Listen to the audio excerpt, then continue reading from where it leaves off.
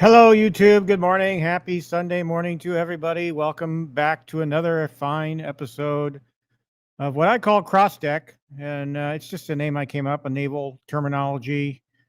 Doesn't really mean anything other than that. In fact, it reminds me of being in the Navy. So welcome back to another fine episode of Crossdeck, my 73rd episode.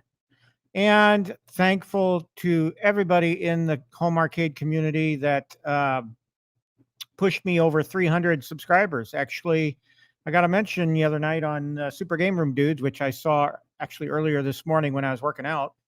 And so thank you for that shout out, P-Dubs and the rest of the gang over there at Super Game Room Dudes. I really appreciate it. I'm now sitting at 303 subscribers. Do me a favor, if you haven't already subscribed to the channel, please do so. And remember to hit the like button. I just like seeing numbers go up. That lets me know that I'm putting something out there that you guys want to watch, or you want to spend your time on a Sunday morning with me. So I appreciate it. I appreciate each and every one of you. So let's say hi quickly to everybody that's here. They Be Me was first. Welcome, welcome, welcome. Good to see you. Ted Adam Green is also here. Another reliable viewer of mine. Always great to see you. Mikey Yoon is here. Welcome, welcome. Yes, I did. And I actually did a little research a couple days ago. I looked to see if anybody had put out a video or live stream of the Mossy Oak. And I think everybody that's bought the Big Buck Hunter in our community has already bought the Big Buck Hunter. So as far as I know, been able to search, I'm going to be the first that actually does any content other than just letting people know that it's out there and you can buy it. And I've seen shorts and I've seen very short videos about folks talking about it being out there, but no, I haven't seen anybody really pick it up and post any content about it. So we're going to go through that today. And I actually agree with you, Mikey. I think I like this a lot better because I had Big Buck Hunter Deluxe originally. I had the original. And during my unfortunate events of 2024, I had to let it go. Actually, let it go within a week of getting it. So that's how quick and short that it spent in my arcade. And I'm happy to have it back, but in the Mossy Oak form factor and artwork. And so really looking forward to adding it to my arcade. It's going to go right next to the Fast and Furious behind me. So. Let's see. Fire Island is here. I've not seen that name before, but welcome. Always welcome newcomers to the channel. Stock Jock is here purely for the entertainment benefits that only I can give you. Now get off my lawn. I realize, guys, these glasses make me look terribly old, but you know what? I'm getting up there. I'm not as old as some folks in this community, but I got called old on the Super Game Room Dudes when they gave me my shout out the other day. So I kind of laughed at that, but I did appreciate it. Let's see. Prince Vinny is here. Good morning. Good morning. Hockey Town is here as well. Always good to see you around. I hope you're doing well. Mike Hockhurts is here. Good morning. Good morning. Sony 4K is here. Welcome. Mike Hockhurst says, I saw Mossy Oak and Pac-Man Neon and Sam's Club. They both look really nice. Yes. I have a little story and some pictures to show how I picked up Mossy Oak, because I've been looking for it in my local Sam's Club and I never found it. Well, there was one floor model and one box, and then somebody came and bought the box that was on the floor, and I figured they were out. And then I actually decided to stop and talk to an associate, and I'm glad I did. So we'll get to that in a second. P Dubs is here, man. Thank you, dude, for that shout out the other night. I really appreciated it. Really, really, really do appreciate you guys. I don't know. I think you said I was older, if I remember correctly. I could pull up the clip, but I'm an older gentleman. I don't think I've ever heard anybody refer to me as an older gentleman before. So I'm not offended. Don't get me wrong. I just thought it was funny. All right. Gotham City Arcade is here. Always good to see you, man. Welcome, welcome. Biggie D is here. Welcome, Biggie D. And I'm caught up to the chat. All right. So, yes, we're going to be doing a build today. I'm all set up for it. And I'm actually happily getting to the point where I'm running out of build room in here. So I spent some time this week. I was home Thursday and Friday, and there's a story behind all that. But so I did some work down here in the basement to kind of clear it up, clear out the clutter a little bit, and move things around. And so I may have to move my build area to. I had a workbench and a build area outside of the arcade here that I filmed in, and may go back to doing that. I don't know. We'll see how big the arcade gets here. P-Dub says I'll outlive him. Well, I'm hoping I make it to 100. That's my goal. I've set that goal. So I am a colon cancer survivor, so that's one strike against me. So hopefully the good Lord, and I have another strike being that my kidneys are terrible. So two strikes actually. But and that's one of the reasons why I work out like I do, like the maniac that I am, is because I want to live as long as possible. So I want to enjoy this arcade behind me as long as possible. So I appreciate the sentiment. I don't know about that, but if I'll live longer than anybody, but I'm trying. I'm doing my best. Okay. Yeah. So there's a story behind this. Let me pull that content up.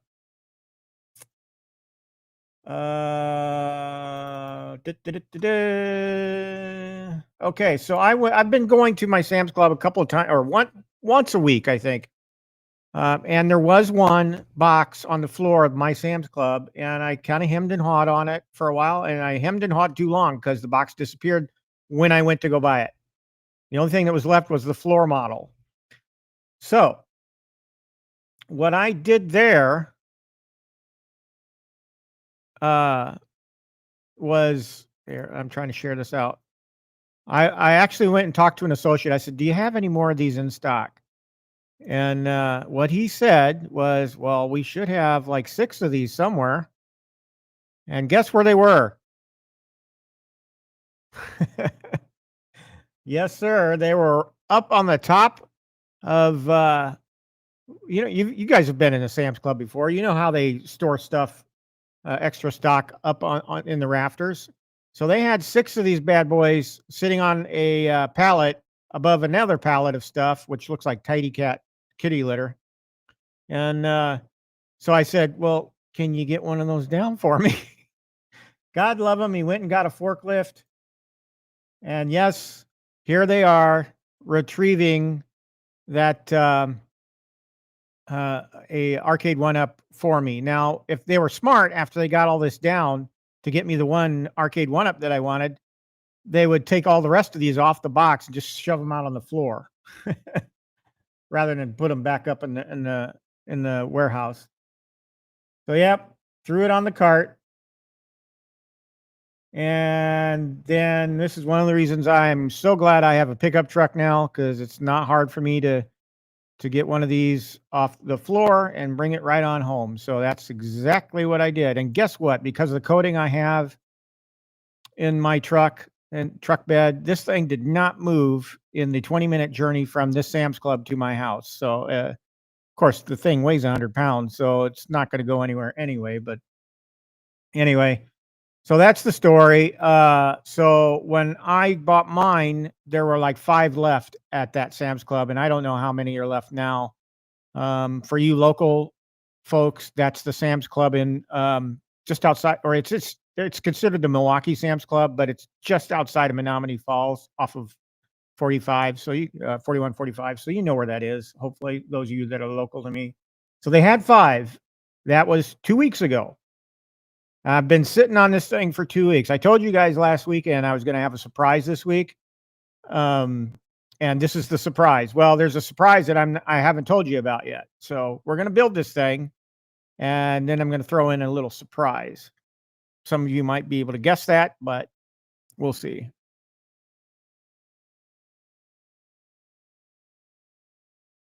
I'm on the fence about that right now. I might just leave it because I do like the lit coin doors. So the only reason I'm hemming and hawing is because I've seen your video, and I've seen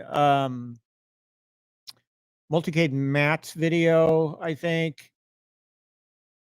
And I just see that coin door, and I'm wondering if I shouldn't go for a more classic look than a more modern lit coin door look. And I'm 50-50 right now. I haven't quite decided, and I realize I got to make a decision soon because he's getting ready to ship some. Yeah, P-Dubs, that was a long time ago. I'm now 8 years cancer free. And the poster child, according to my oncologist, the poster child for early detection, colon cancer. So, guys, I'll preach it again.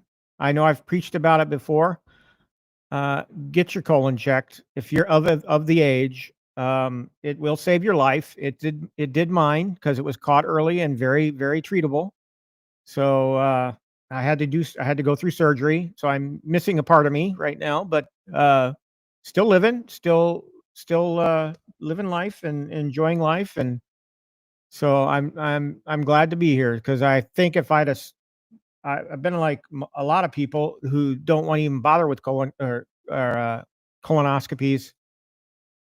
They let it get to the point where it's stage 4, and it's still treatable, but your chances are a lot slimmer than someone like me that only had stage 1. So get your colons checked. I can't preach it enough. It saved my life, and as my oncologist said, he could have made me the poster child for early detection. So I don't even see my oncologist anymore. I've been doing so well. But in March, I have my 3-year colonoscopy coming up. I'm kind of graduating levels. I used to have to get a colonoscopy every year to make sure nothing has returned. And I've had to have blood work done and all that. So there's a level that they check that kind of it's an indicator to whether or not your body's fighting something. And I forget the term of it. It's been a while since I've even had that blood test. But so I lost my train of thought. Yeah, so I haven't even seen my oncologist for quite a while. And the irony to that story is my oncologist's wife came down with cancer. And so he actually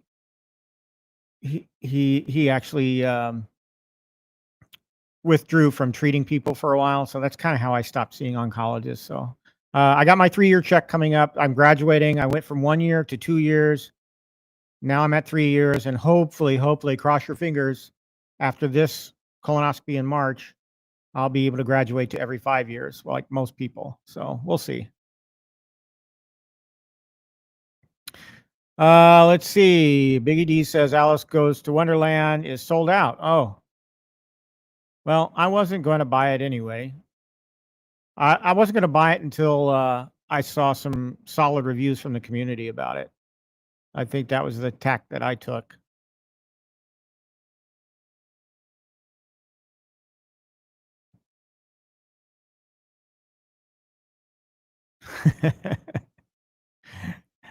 Thank you. Thank you.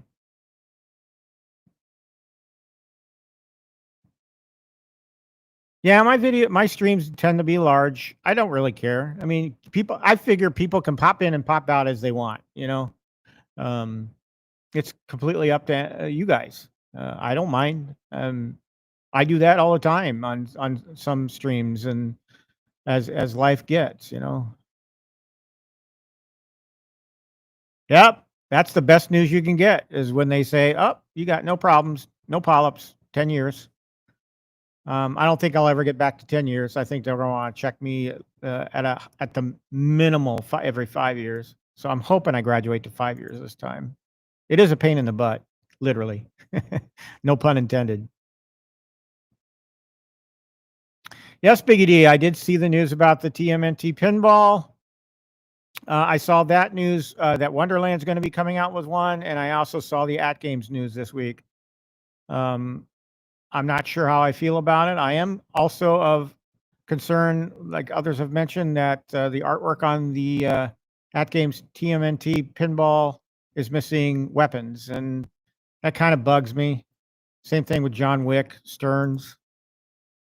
So I've already got. I'm at the point right now that I'm upset with AtGames because of the stuff I'm dealing with that HD pinball behind me.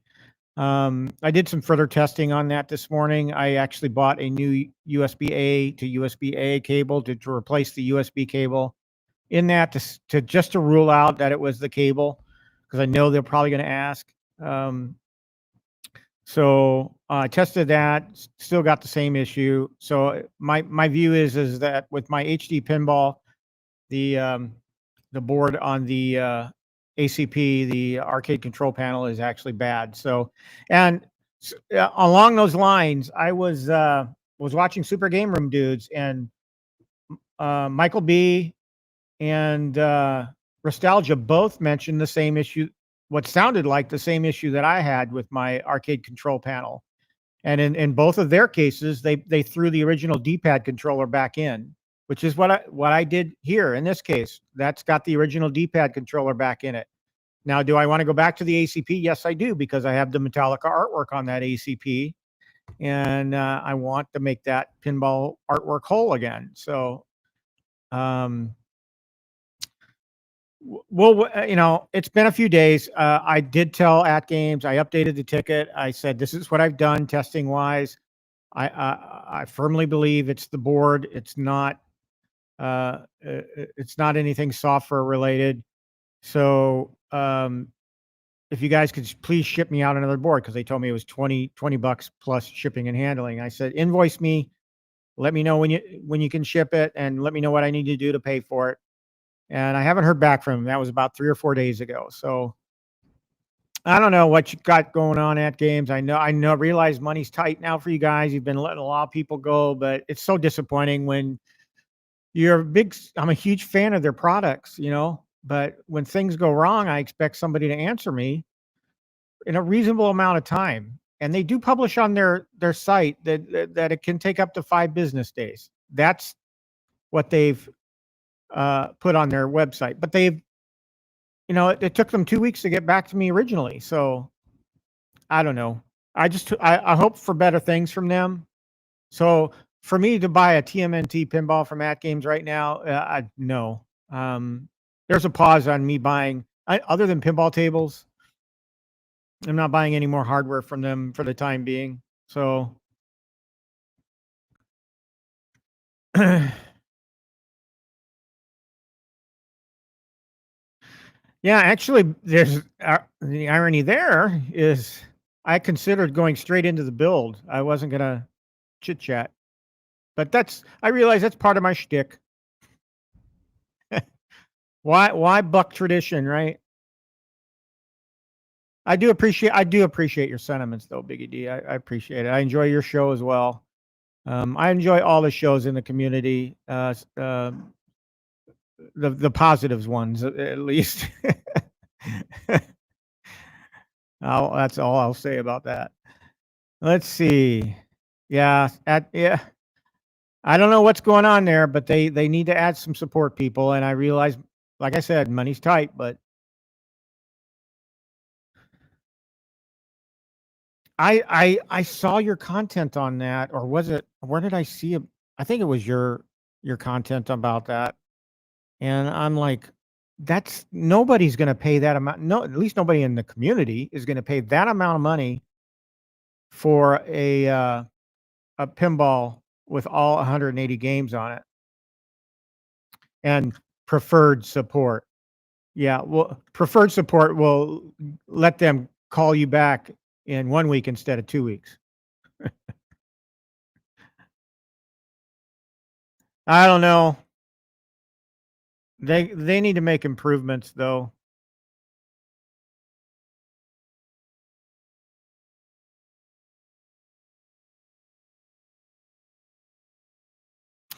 No, mine was a specific a test. I'd have to look back in my medical records to see. It's like I said, it's been 3 or 4 years since I've had that test done because it's not a full CBC. It's a specific reading that they take. It's escaping me right now. Yeah, I'll bet you have. I'll bet you have. I wouldn't want to wish anyone being in your situation, from what I understand, and I just hope things are on the mend and improving for you. Okay, so I wanted to chit chat about some stuff, and I'm not going to rehash everything. Everybody talks. There's like half a dozen shows out there where everybody's already talked about the stuff I'm about to bring up. But as always, I like to bring in my 2 cents about each topic. We already touched on the TMNT. It's a no for me. I am intrigued by it, but I have 2 AtGames pinballs, one the HD, one the 4KP. I think I'm good. And I don't need the TMNT artwork. What I would like to get is a TMNT Arcade1Up. I like that Konami game, and I would love to add it to the arcade if I could find one. There's a couple for sale within reach of me. I'm kind of taking a wait and see where they go price wise. There's a guy right down the road to me in Slinger that's selling one for $700, an original gen version of TMNT with the riser. And I just feel that's just way too high. He's also selling a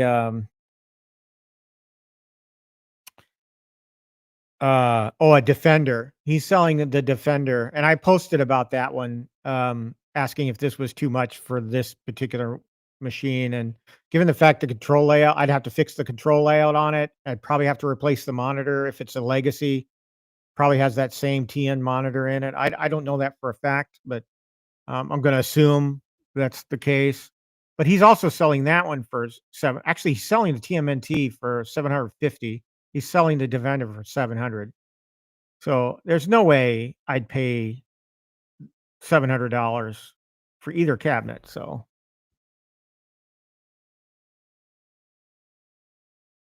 all right. So no TMNT pinball. As others have pointed out, the fact that the artwork's missing the turtle specific weapons.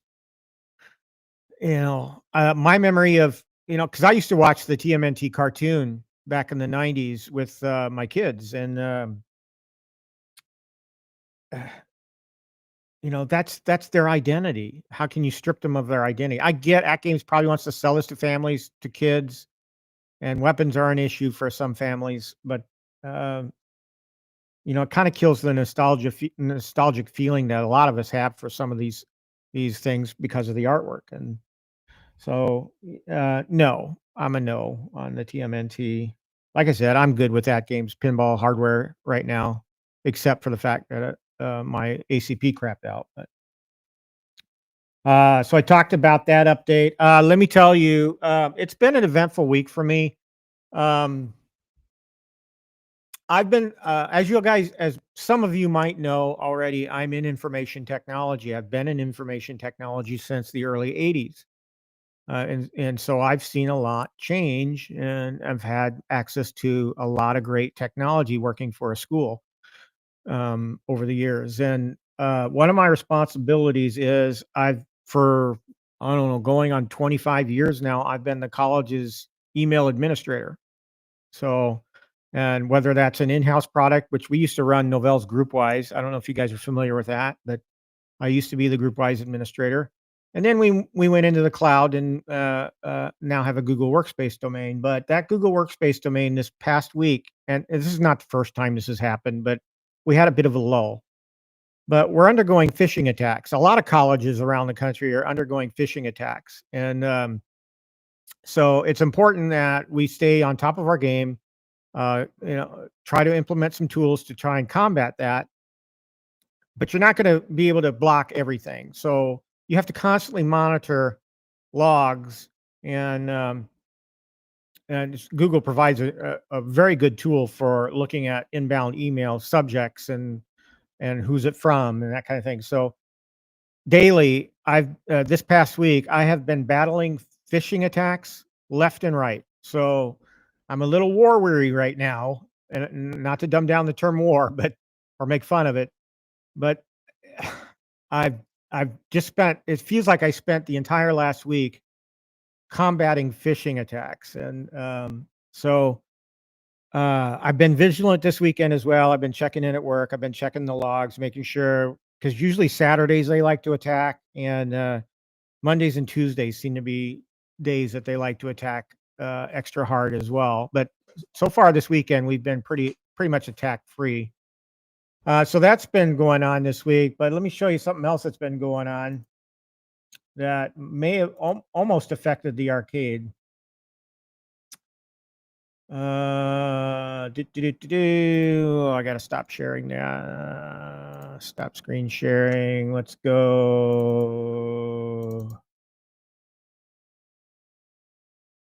That's not the best picture. All right, we'll start here. So just a couple of pictures here.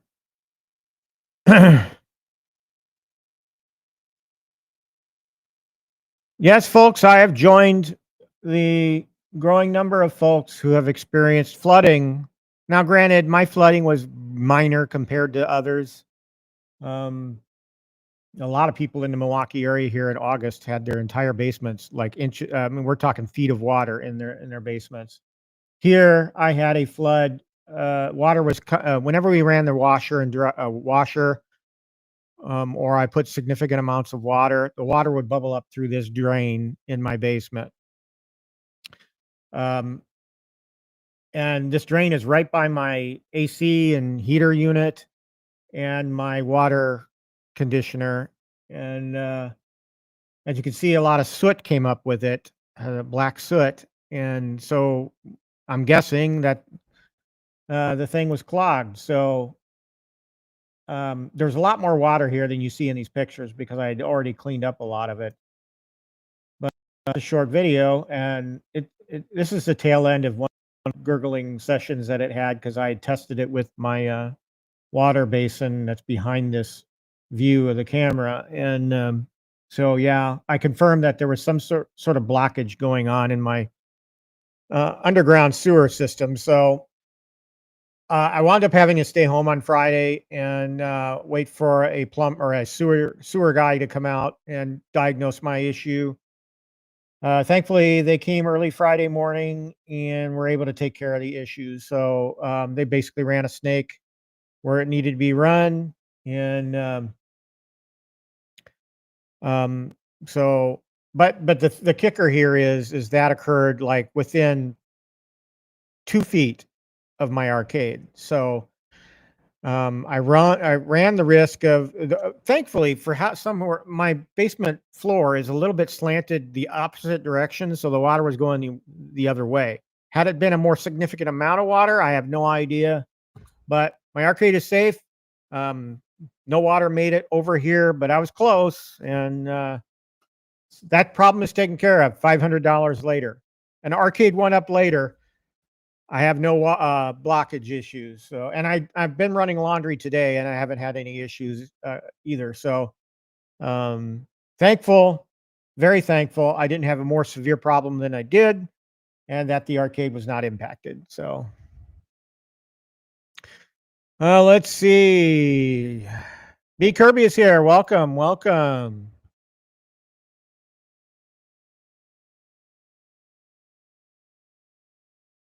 Oh boy.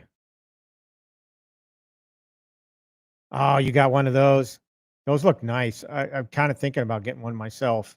Congratulations, Mike Hawkhurst. That's awesome.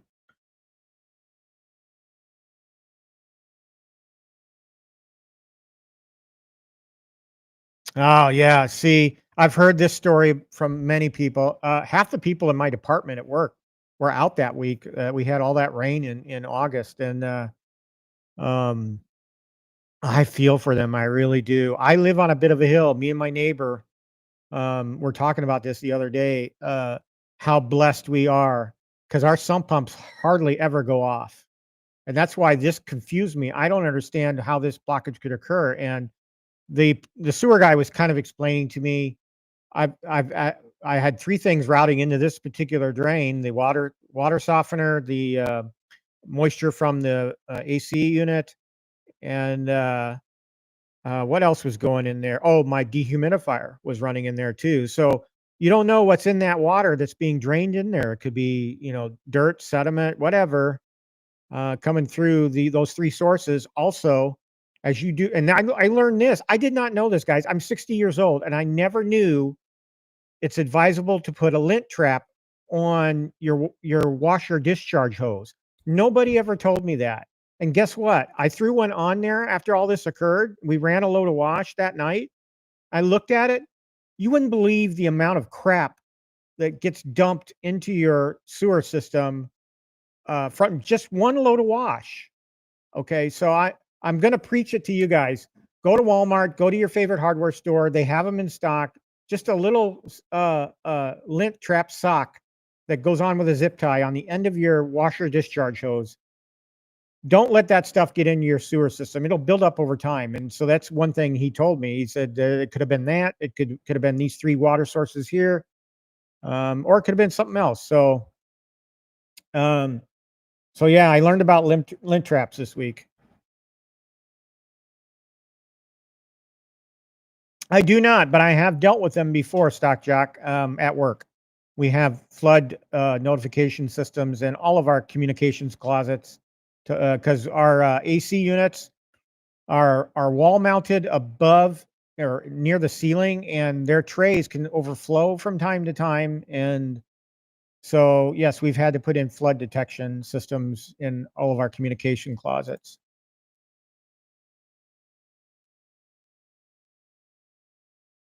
Yes, it is. I chose wisely when I chose my home.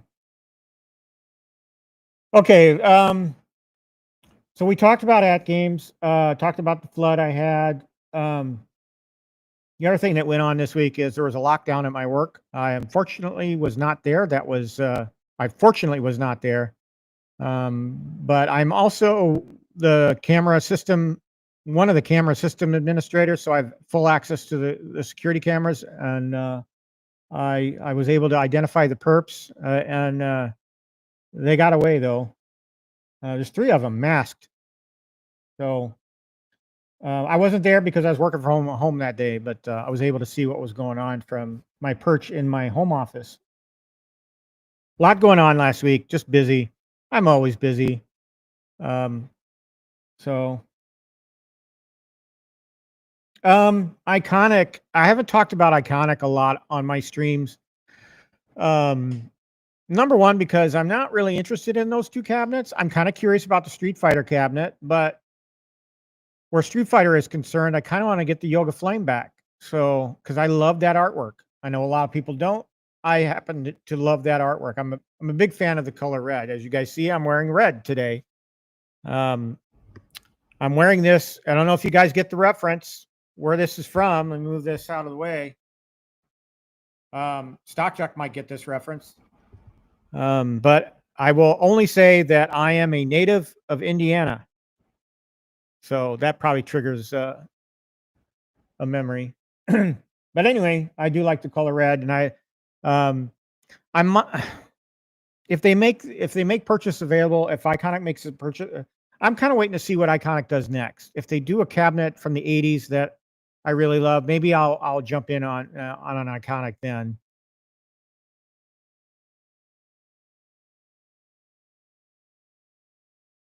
Mode is here. Good to see you, man. I'm assuming you're talking about washer lint traps. Yeah, I was so shocked when he mentioned that to me, and as soon as those guys got in their truck, they didn't even pull away yet, and I was leaving in my truck to go to Walmart to get one. Cuz I'm like, I can't believe that. I can't believe nobody ever thought of that.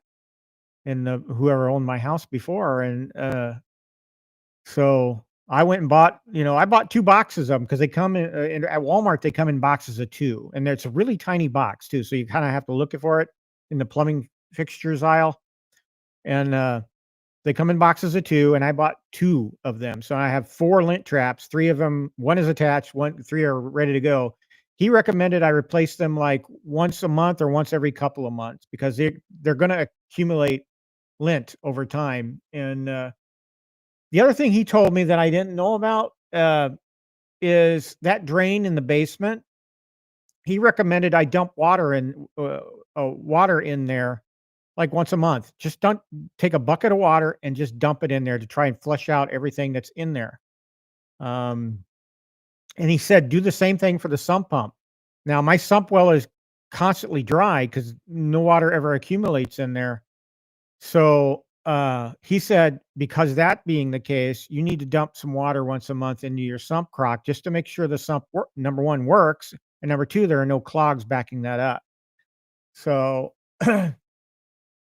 so those are homeowner things that I took to heart, and have added to a kind of a maintenance schedule that I need to follow around here just to make sure everything's good. So, yeah, I learned a lot this week from the sewer guy.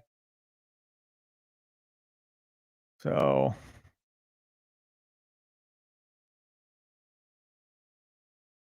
Israel Gaming's here. Good to see you, man. Yeah, I love that artwork. So it's on my list to get back. I just haven't done it yet. I just need to get it off Marketplace. All right. So I wish Iconic all the best in the world. The Street Fighter cabinet looks beautiful. Even the Alpha 2, which I have zero experience with or nostalgia for. I understand there's folks that think it's beautiful as well. If I were to buy a Street Fighter, I'm going to go back to the Yoga Flame first, and I realize you guys are going, "Are you kidding me?" I just like that artwork. So that would be my Street Fighter. I'm not much of a fighter guy. I kind of considered bringing Mortal Kombat skin cabinet back in. The collector in me wants to have that cabinet just in my arcade, just to say I have it, and I don't know.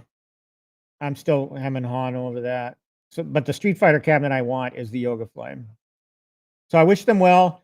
I know they're closer to starting to ship those in December. So I look forward to seeing everybody's content on them. I really am, and I'm looking forward to the next cabinet that they're going to do. Devastator Omega is here. Good to see you, man. Welcome, welcome. Always glad to see new people show up in my streams. Appreciate you, man. Thanks.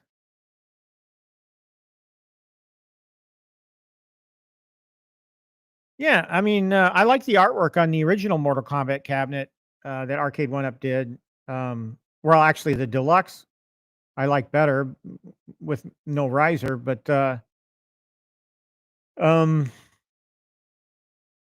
would I like to see Iconic do one? Sure.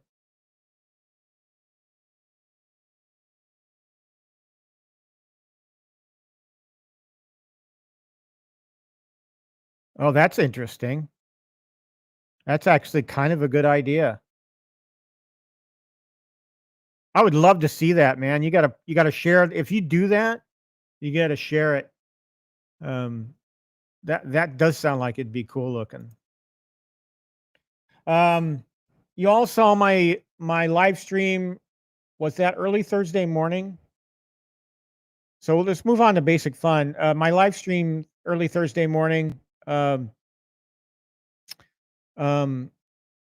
proving the high score save debacle for the basic fun countercades, at least the Tempest and the Centipede. So, guys, just to reiterate, you can save high scores on those countercades, but you have to take the extra step of exiting back to the games list menu, and then powering off the unit. If you power off while the game is loaded, it's not going to save the high scores. So that's all I'm going to say about that. It's stupid the way they did that, but it is what it is. So there's a workaround. You just got to make sure you exit to the games list after playing a game before you shut the game off. So remember that. So you guys are like playing a game right before you go to bed. Just make sure you do that. Take that extra step. If you want your high score to save or be preserved, exit back to the games list menu, then power off. The other thing I will say is my experience with the Tempest. It's really gone downhill. I don't like that spinner on the the basic fun Tempest countercade. The spinner is awful, in my opinion. Just having played more games with it, more sessions, and the more I play it, the better. There was actually a day I went back and forth between the countercade. I probably should have filmed this. Between the countercade and the Arcade1Up Tempest over there, and I still have the stock spinner on that. So the stock spinner on the Arcade1Up is way better than the basic fun spinner on the countercade. So I'm just disappointed in that. I was hoping for better from them, but it is what it is. Speaking of basic fun, the excitement at the end of the week was from actually starting with the beginning of the week when they started posting teaser videos, but Buy Stuff Arcades to the rescue again. Okay. Yes, it's going to cost you money, but as Detroit Love said on Friday night on their show, he said that hey, if you get the cabinet to where you want it to be, does it really matter how much it costs? I mean, he didn't word it exactly that way, but that was his point. I mean, so what if we got to spend 300 more bucks to get WrestleFest to where we need it to be? The point is, Buy Stuff has given us an option if we want to do that. And so I really, that company has come through in a pinch in so many instances now. I love the work that they do. You guys know I do, because that Space Invaders behind me is like 60-70% Buy Stuff Arcades. That Metallica pinball, Buy Stuff Arcades artwork. So I'm a big believer in Buy Stuff Arcades. I really appreciate them coming with a solution for those that want to improve their WrestleMania cabinets, the Ultra cabinets. I'm actually, after they came out with that mod, guys, I have no nostalgia for WrestleMania, but the tinkerer in me is like, I want to get that cabinet now. And the Buy Stuff mod. So, and that's silly, because to me, I mean, I realize the artwork might be a little nostalgic for some folks out there. It doesn't evoke that in me. But if I want to fill out the arcade, it's kind of something I'm tempted to get. I don't know if I will or not. I'll probably sit on it like I've been sitting on Mortal Kombat, a decision on Mortal Kombat for months and weeks and months. But God bless the folks at Buy Stuff Arcade. Thank you for constantly coming through for those of us in the home arcade. We really appreciate you guys, what you do up there. So thank you.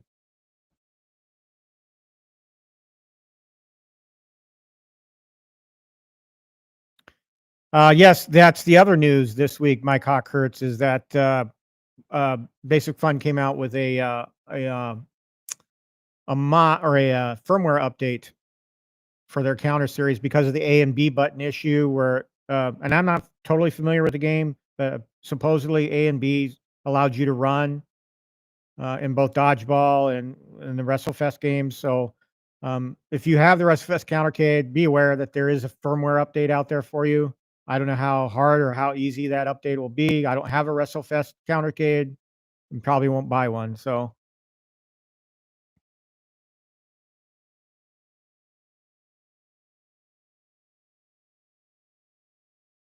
happy Sunday, Mode. Good to see you as always. Yeah. So and PD7 in his was it this morning or yesterday's walk and talk where he actually went through the app. Let's do that actually really quick. Heck, I got nowhere to be.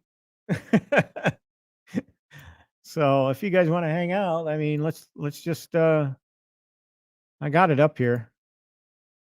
So here's their Buy Stuff Arcade's WrestleFest mod kit for the Ultra. And they do have a video out there that you can kind of look at their experience with it.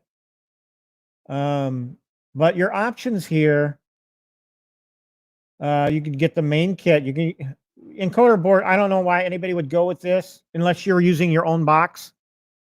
So if you just want the encoder board, you can choose that as an option, or you can get the full kit, which is $249.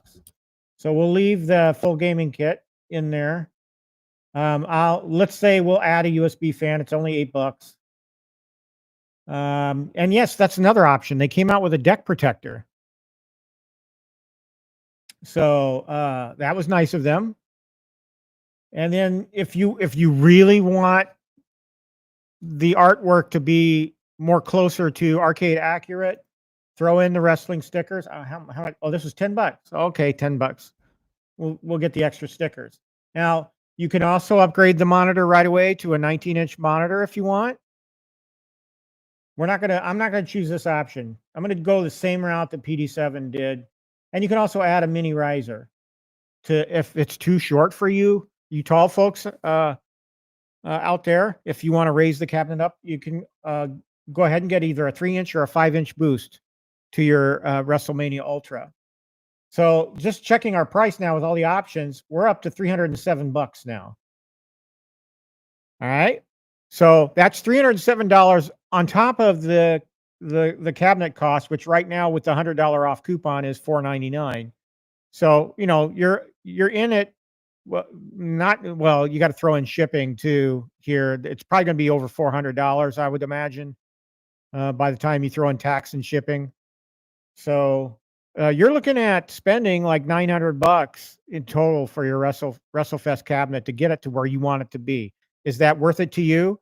Do you have so much nostalgia for this cabinet? Did you absolutely want it to be the cabinet that you remember or close to the cabinet that you remember? Then by all means, go for it. I spent over $1,000 on my T2 mod to Space Invaders. Why? Because I love the Space Invaders art. It's not the same form factor, but it still evokes nostalgia for me about Space Invaders. So it was worth it to me. It was a worthwhile investment for me to make all those changes. And thank you, Buy Stuff, for allowing me to do that. So if we go down here and we go ahead and select the 19-inch upgrade, that adds to the cost, obviously. So now we're up to $516 if you want to do the 19-inch mod. We add the riser. Let's say we add a 5-inch riser to it. A 5-inch riser is $69 more bucks. So now you're up over $585 with tax and shipping. You're probably close to $700. So, you know, you got to make the call. If you have the money to spend and you want that WrestleFest cabinet to be as close to what you want it to be, by all means, hit up Buy Stuff Arcades. They do great work. I stand by their work. I'm a big fan. So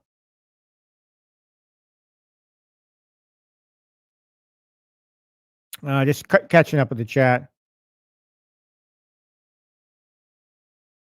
Yeah, I agree. Hopefully the Team Encoder guys are watching this closely. Don't know about, I don't know. I assume it's going to be through the USB port since the SD card isn't, well, actually on the countercades, I don't know about the WrestleFest countercade, but the countercades do have the SD card. So I haven't downloaded the firmware to take a peek at it, and to see what the instructions are. But it's either going to be that SD card or it's going to be the USB port that's on there already. So.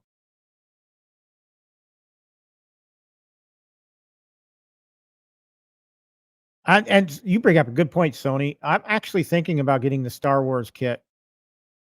I really love my Star Wars the way it is, though. I don't know if I want to go down that road to mod it, but I've been thinking about adding it just for the tricky fact that if I buy the Fast and Furious mod that they have, and then buy the Star Wars mod, those two cabinets should be able to communicate. I think to do 2-player.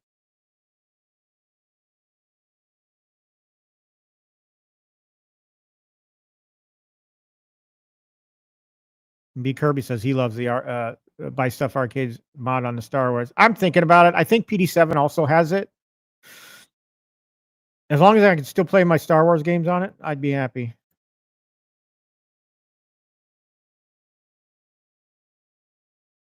Okay. Mike Hawkhurst has the answer here about firmware updates. Have to connect the Windows 11 PC to the counter arcade via micro USB. Got it.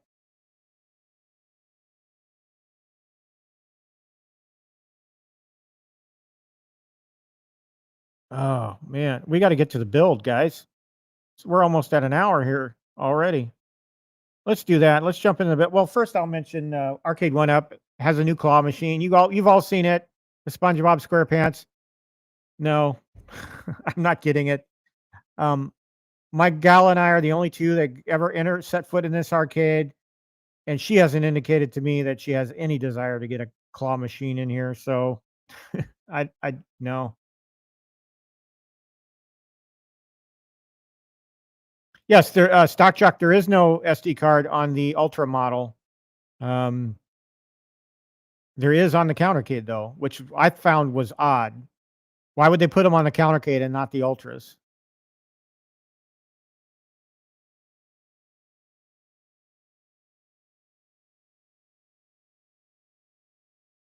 My cock hurts. That's not my experience either. The if you pop off the PCB cover on I did, and both my Tempest and my Centipede countercades, those two still have the SD card. So, and I even stuck an SD card in there just to see if it stuck, and it has that spring, to get it out. You press it in and it comes out. Yeah.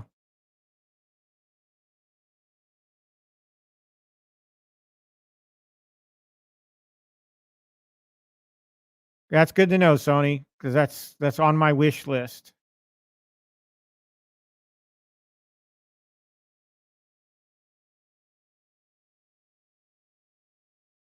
Okay, so let's get into the build. I talked about Arcade1Up news, and it isn't much. It's just the yes, there is another pub table. I'm not interested in a pub table. There's another Miss Pac-Man Partycade. I'm not interested in that either. I already have Miss Pac-Man on my class of 81. If they came out with a Miss Pac-Man Deluxe in the blue form artwork, I would totally get it. But I don't need the Partycade version. The only Partycade I have is the Defender Partycade right next to me, and I don't need any other Partycades.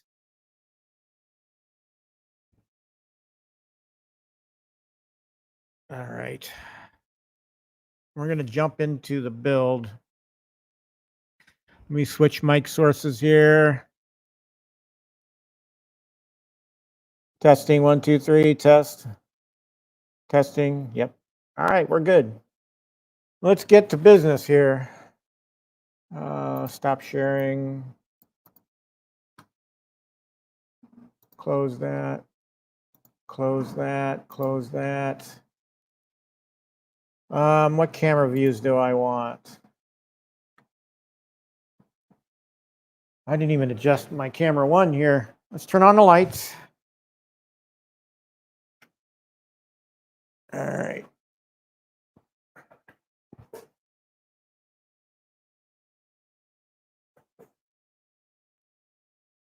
Okay. So we'll go with the cell phone camera view and my camera 1 that I deemed it. And I haven't unboxed anything, so this is going to be a complete unboxing. By the way, guys, this box has 0 damage on it. You guys saw the picture of the pallet that this came off of? No damage in shipping, okay? Because I obviously got it from a store, but when it was shipped to Sam's Club, nothing happened to it. There's not a scratch on this box. It's one of the most pristine boxes I've ever seen of an Arcade1Up. I've got my tablet here so I can see the chat.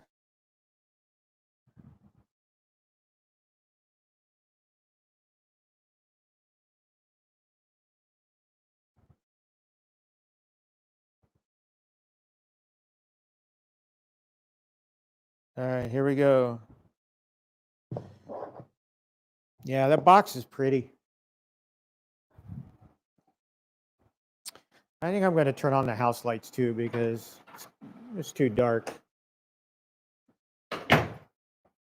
So my intention is to put, and my neighbor is doing yard work, so if you hear something go off, that's my neighbor. He doesn't know I live stream, so.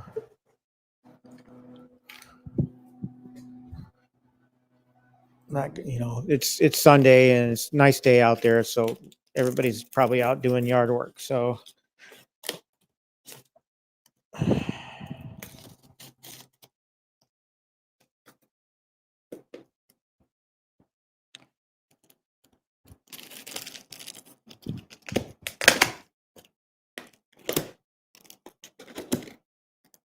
just make sure I don't slice my leg off here. There we go.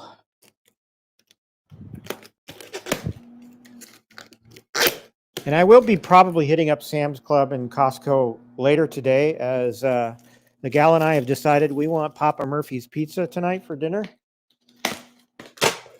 So I will be going down to Menominee Falls to buy some pizza because our Papa Murphy's in my town closed.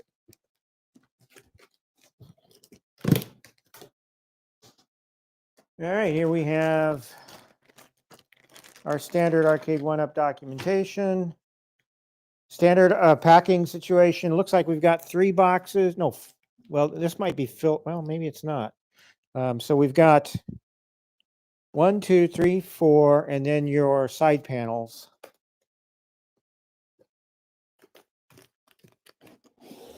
Oh, these this very first box that I'm taking out are the guns. And hopefully my stream doesn't get halted by YouTube. So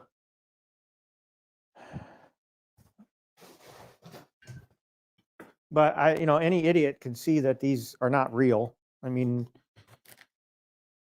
for crying out loud. So I'll show them on the stream. Hopefully the stream doesn't get terminated.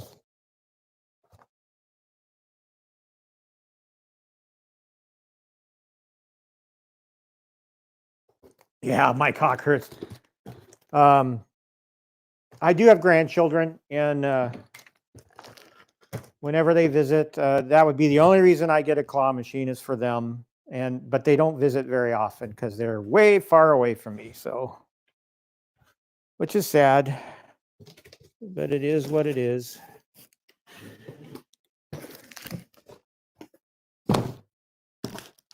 So yeah, so 1, 2, 3, 4 boxes. This is obviously the monitor. You can tell by the weight.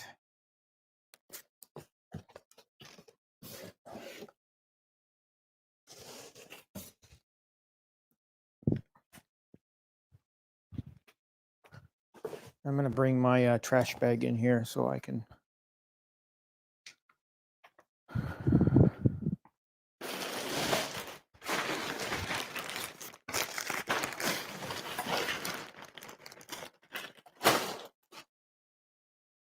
All right, so let's.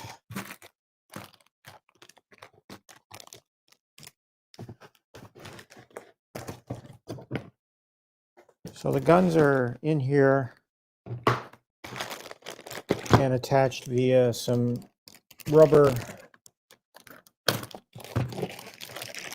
or whatever these are.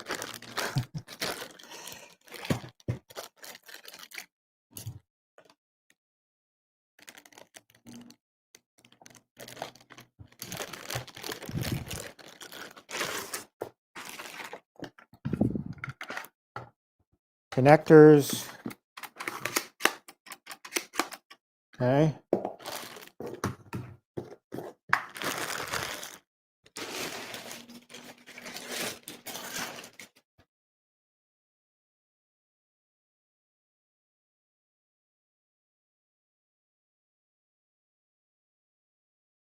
Yeah, I've got the stream going on my tablet here, so if we lose it for that reason, I apologize, but I just know some YouTubers have had problems.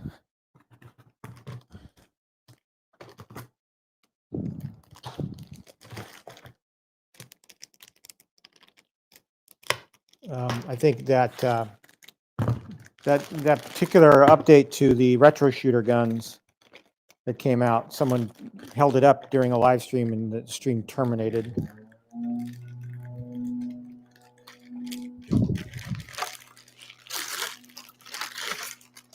So we have the green gun, feels fine.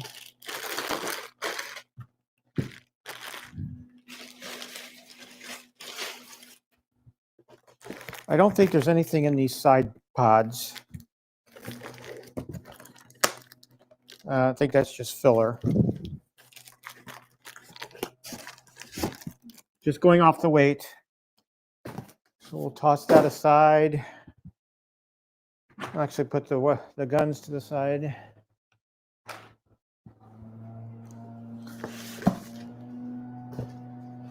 Fragile.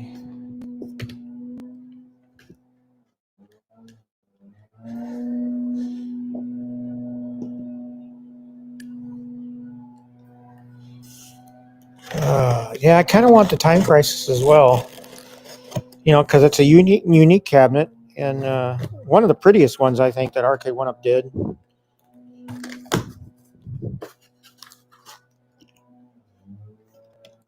It's fall here in southeastern Wisconsin, so what you hear outside is my neighbor blowing leaves. So my leaves don't fall; they fall pretty late, like into November. So I don't really worry about leaf collection or maintenance like that. Pretty much lawn mowing has ended here in southeastern Wisconsin. Maybe not for all people, but my lawn stopped growing a couple weeks ago. So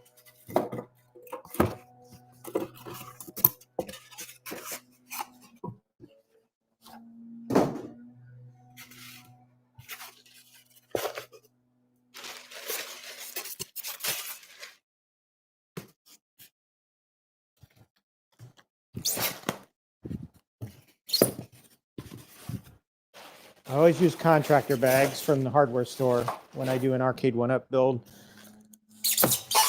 You can put a lot in them.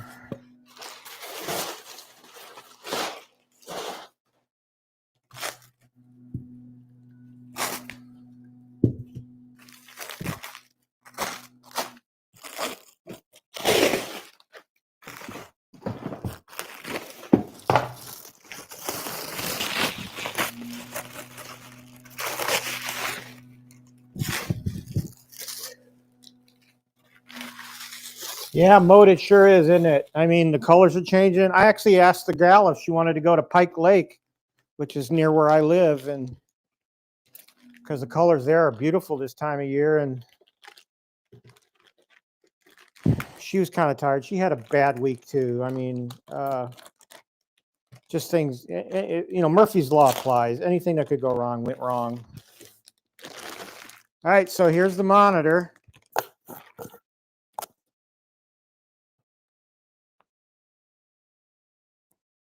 Just kind of looking on the screen. So it's a BOE monitor. Just looking at the back of the monitor, it's BOE. So I think we all knew that anyway. Most of us did anyway. So we'll set that aside for now. Make sure I don't step on them guns and crack them. I feel like even saying the word gun, I might get yanked off YouTube. I don't know. I'm probably wrong about that, but.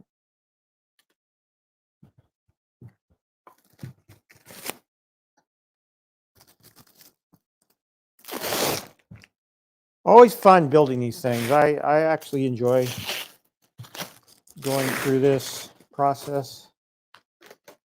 So we got our H panel.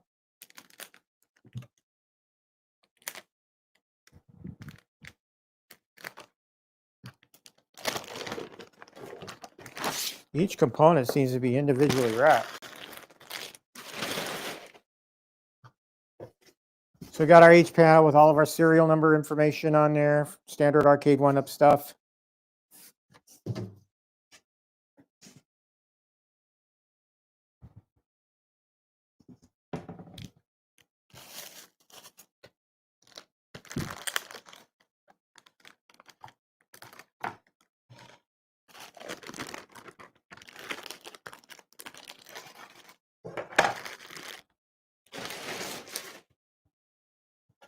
Coin door, not backlit or anything, but you know, we can fix that. Stock Chalk was gracious enough to send me some parts. That'll be a winter project for me to go around and light the ones that don't have lights. Got our P panels. Here's our marquee. I gotta say, guys, should I even unwrap this? This is the marquee that Arcade1Up gives you. It's not backlit. It's just a piece of wood that you put on the cabinet. I think I'm going to keep this in the wrap. And you want to know why? Do you want to know why? I'll tell you why. Dun, dun, dun, dun, dun. Drum roll, freeze. I have a package here from Retro530.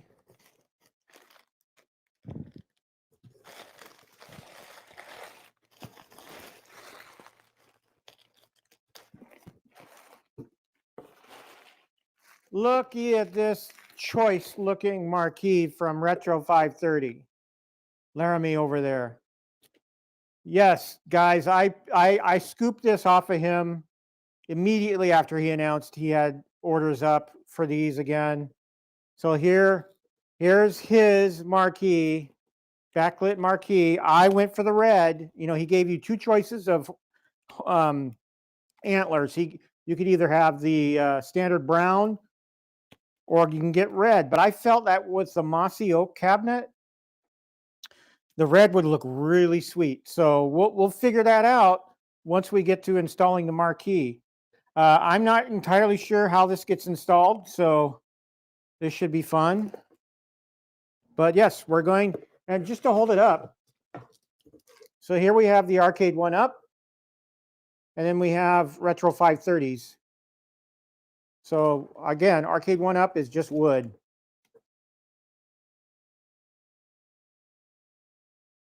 So a big difference. So I'm really looking forward to putting this on. Again, I don't know how to do that, how we're going to do that, but we'll figure it out when we get there. So that was kind of the surprise of this stream, was the fact that I had gotten the Retro530 Marquee. He doesn't give you, yeah, I don't, he does give you a kit here. Oh, scan for instructions. So he's got an instruction video on YouTube. There's a QR code in his little part packet here that will give us thorough instructions. So I probably should have done that before I started this stream. Is what it is.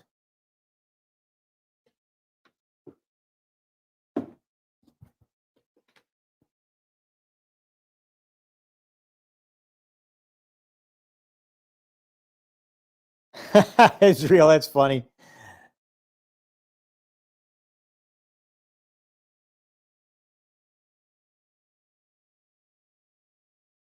Hockey Town, I've been sitting on this for at least 2 weeks.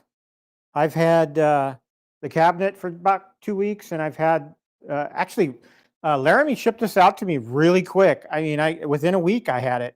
So I ordered it when he first announced it because I knew I was going to pick up the cabinet, and it got here within a couple of days of me actually picking up the actual cabinet. So I've had this for like 2 weeks.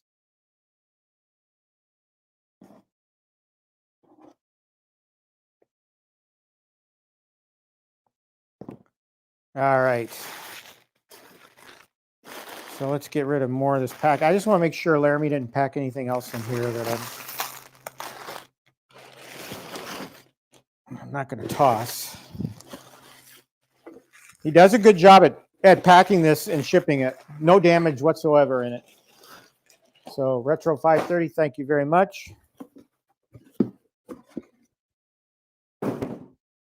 I've been itching to build this cabinet for 2 weeks, guys. So that's how hard it was for me to hold on to. So I actually got it right after I got, because you know, guys, I posted that poll asking you guys which I should buy first. And the consensus was I should buy the Fast and Furious first. The second runner up to that was Time Crisis. Well, Big Buck Hunter I could pick up right away at Sam's Club, so that became the option. So here we have our G panel. You all know what a G panel looks like. It's your base. It's what Mrs. Kong's R Us broke when she stepped into it. I think it was the Tron cabinet. We have our P boards here. Why did they shrink wrap the L boards but not the P boards? I don't get that.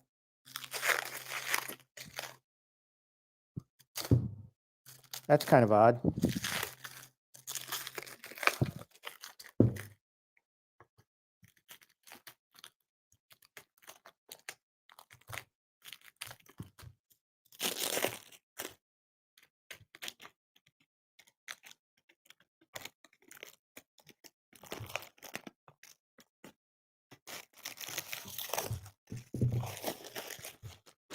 All right, the L boards are free.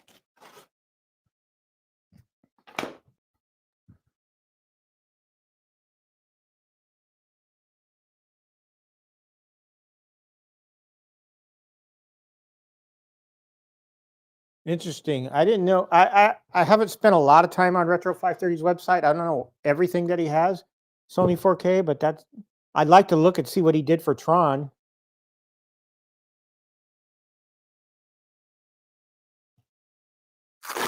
Because my Tron marquee is still the stock marquee. I never replaced that. So I would love to replace that.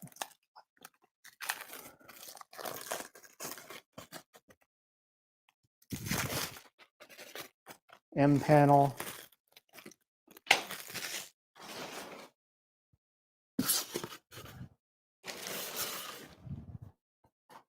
All right. Make sure let's open this box here.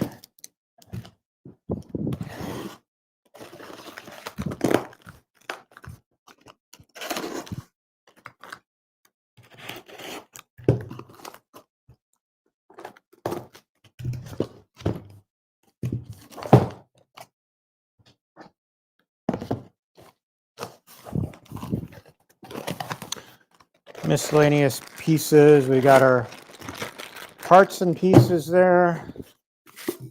And we got some more boards.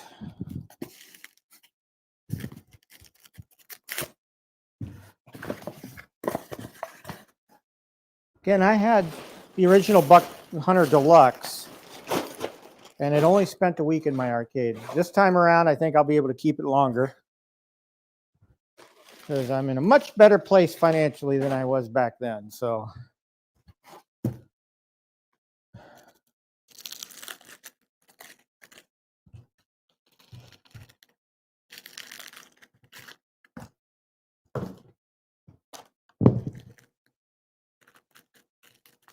either these scissors are dull or they're just not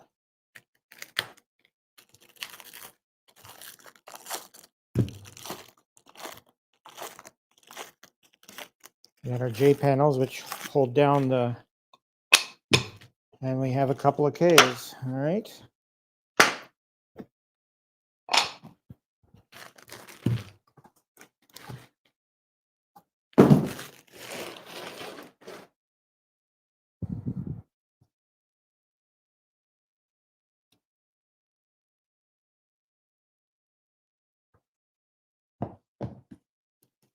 Hey, Danny, good to see you, man.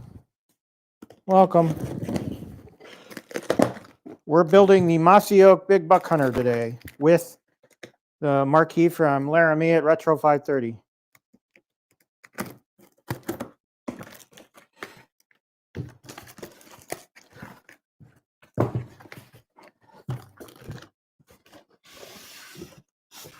Build day is always a good day.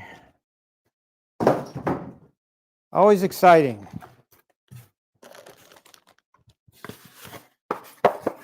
Always exciting to build and grow the arcade. I'm happy being a collector and just having fun with it. You know, that's what this hobby should be. It should be fun. Shouldn't be stressful.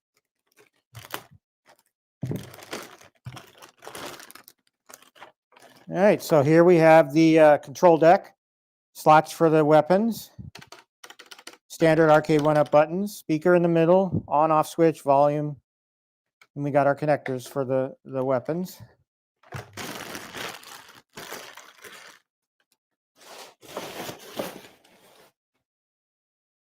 All right. Now let's take out the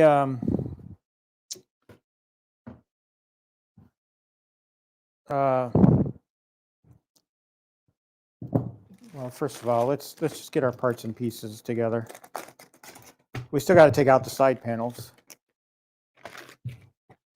Again, I go through this stuff, throw away anything that isn't English. Tip hazard, yeah, we know about that. Yeah. Do they have any? Oh, maybe they had listings of cabinets to come or something like that. So here's our instruction manual. We need that. Infinity game table add. All of their cabinets on here are the cabinets we already know about, so nothing new there. So all this crap is getting thrown away.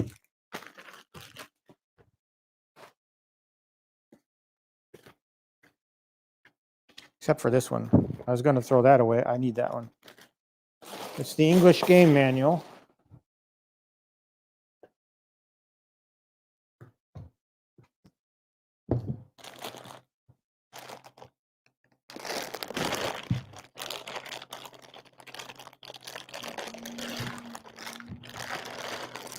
Yeah, as soon as the reason that led to me buying this cabinet was the fact that Laramie posted about the marquee being available again for a limited time, and I said, I gotta get it.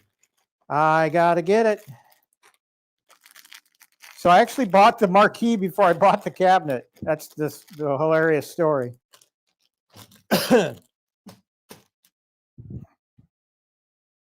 I figured if I bombed getting the cabinet, that, you know, well, hell, I could still light it up and hang it on the wall. And he actually has a kit for that, I think, if you just want to hang it as artwork on the wall.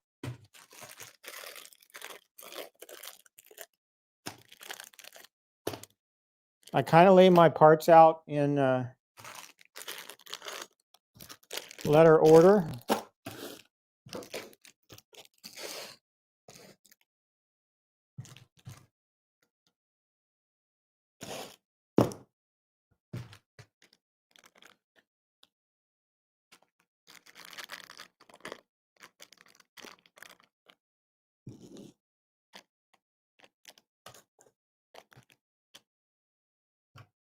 And we have our power.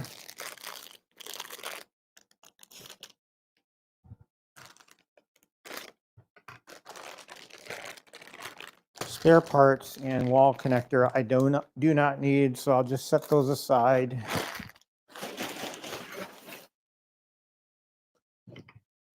I'll set the power down here. Hey, Gamer Fridge, good to see you, man. Welcome as always.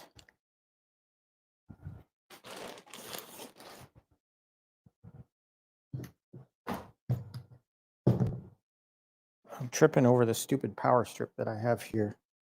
All right.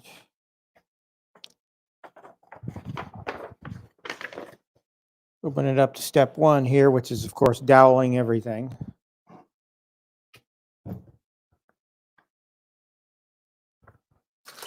Let's get the panels out. All right. I haven't unboxed those yet.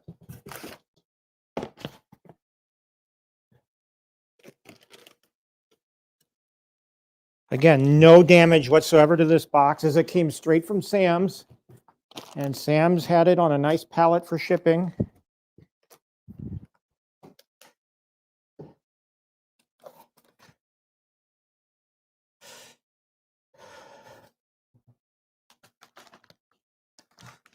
Oh God, this is heavy. Whew.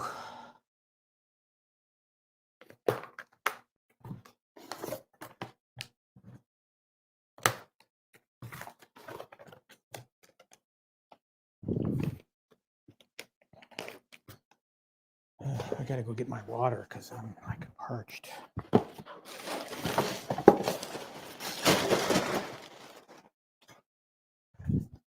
Any of you folks in Wisconsin want a free treadmill? Feel free to come by my house and pick it up. You can get it out of my basement, it's yours. It's like almost 10 years old. Still works though, but it's grungy and nasty, and I just want it out and gone.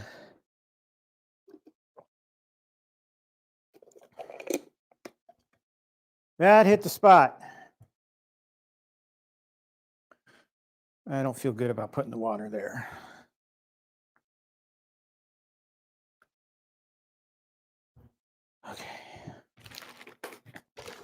Okay, we got a back panel here.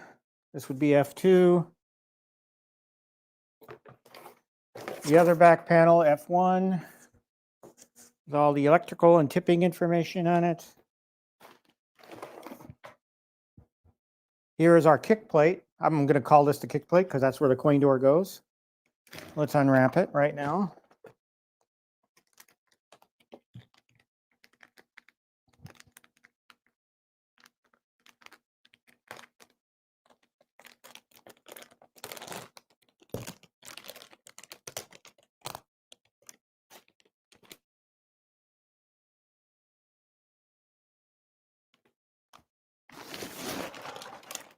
All right, so here is the Mossy Oak kick plate.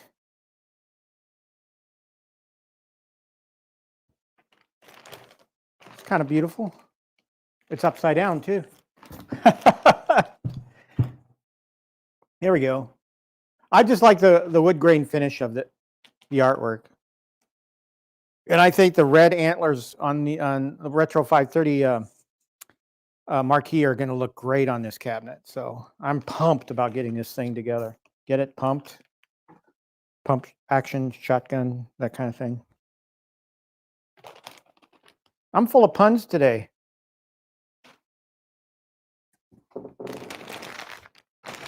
And I'm usually not that good at it.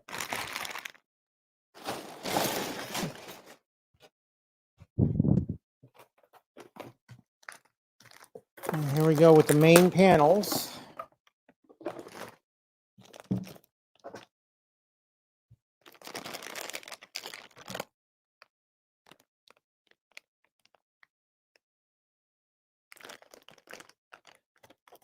So what I'm hearing is you guys think I should reverse the PCB right away? Or at least decase it?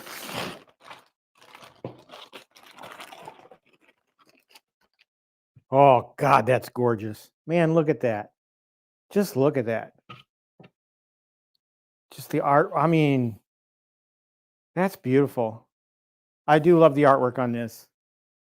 As I said, they did have a floor model out, and I kind of fell in love with it right away. But I didn't buy it right away because I figured they had a floor unit. I didn't think it was going to sell that quick. Came back a day or two later, it was gone. The floor model, or the box they had on the floor. So, God, that's gorgeous.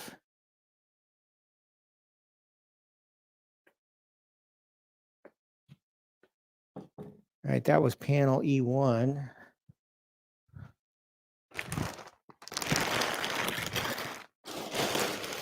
We're almost done unboxing. It's panel E2.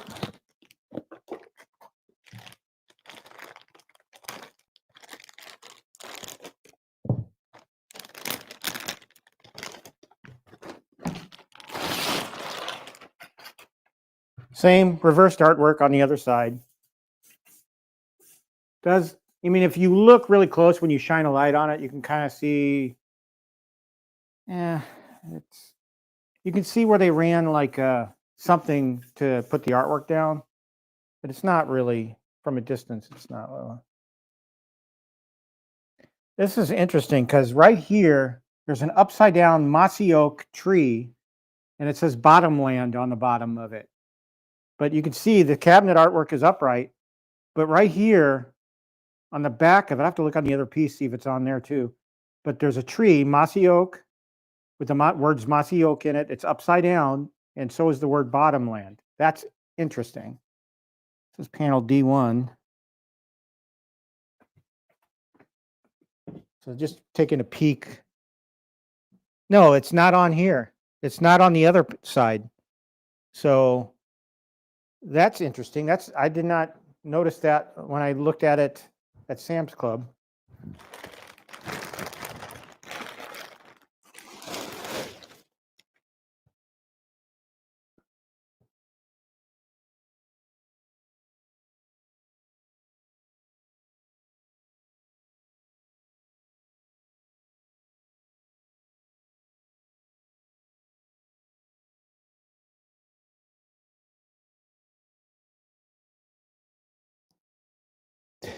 I'm not going to set it back for an upside down tree. It's a logo, obviously, and I don't know if they intentionally did that.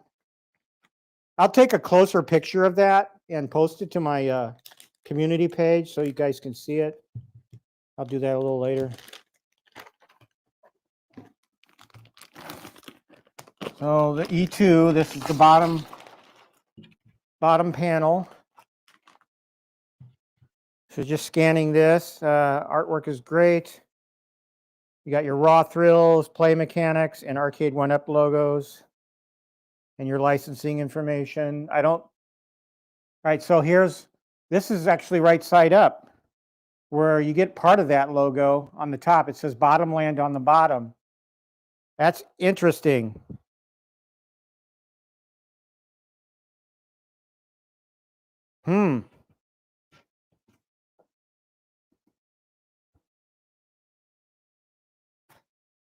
I'm kind of scattering these pieces wherever I have an open space for.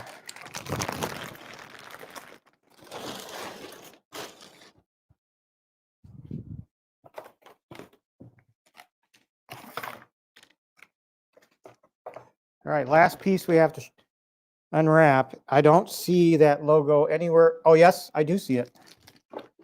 And it's right side up.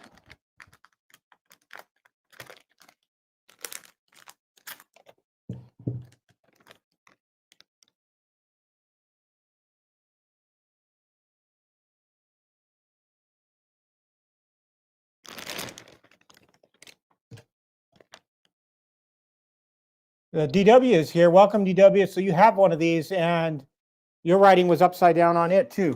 So seems to me that was probably intentional move then, or maybe it was unintentional. They just weren't aware of it. But here's the logo again, and it's right side up. Mossy oak with the tree and Bottomland.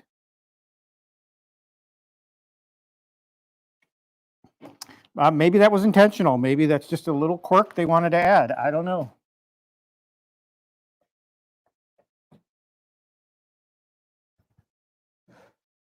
All right, let's get to building, hey? Unboxing is complete. Everything looks fine, no damage, other than that little quirk about the logo being upside down. But I kind of consider that a unique little quirk. I don't think I would consider it an issue with the cabinet, unless it really stood out. All right, so I need my G panel and several of my smaller panels so we can start putting the dowels in. Before I do this, though, I do want to fix this camera. It's a little tight. Do want to expand the view a little bit.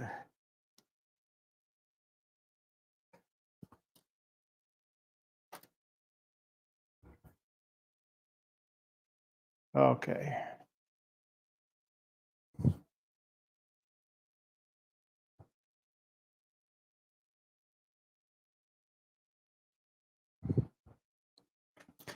Let's go ahead and get rid of this box.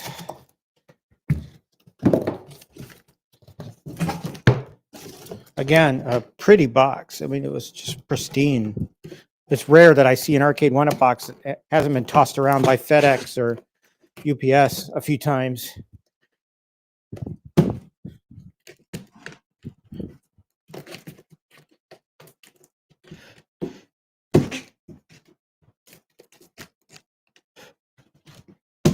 All right, so what I usually do in my streams, oh shit.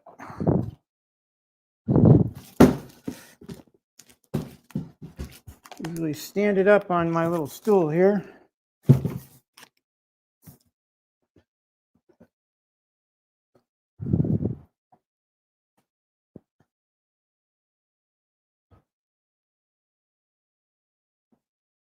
There's a light staring it right in the face.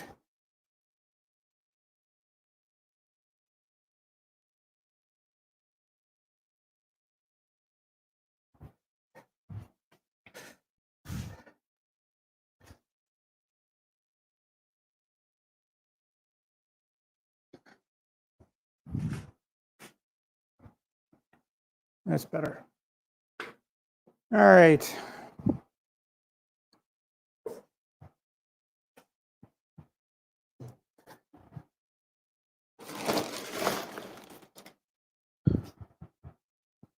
So I need an L panel, 2 Ps, and 3 Ks. We're going to dowel everything.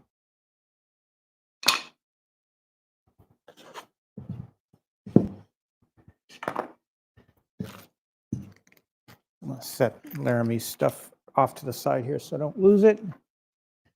3 Ks and 2 Ps.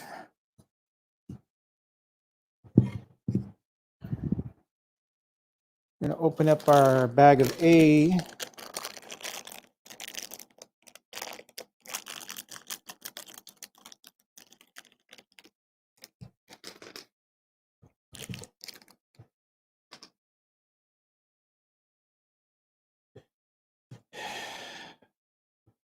Inserting all the dowels.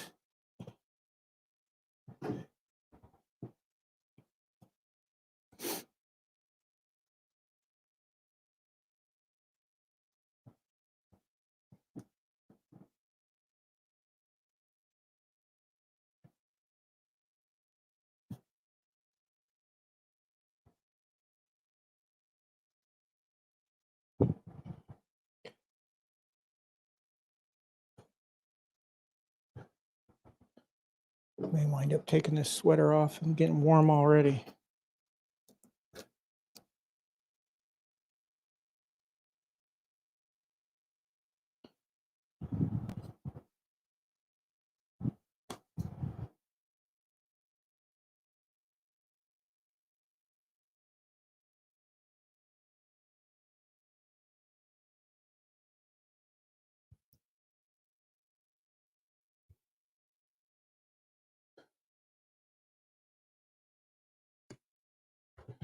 P panels only have 1 dowel on either side.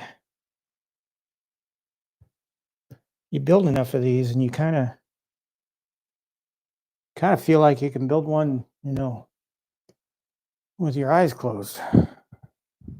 But I like to follow the documentation with a few modifications, like in the monitor area.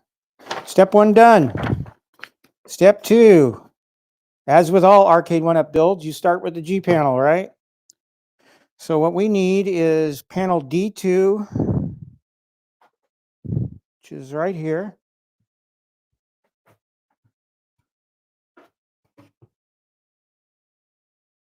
And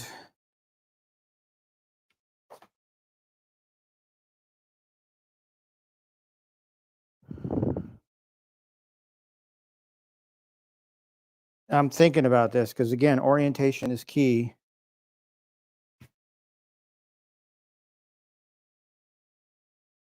And I want to get it right.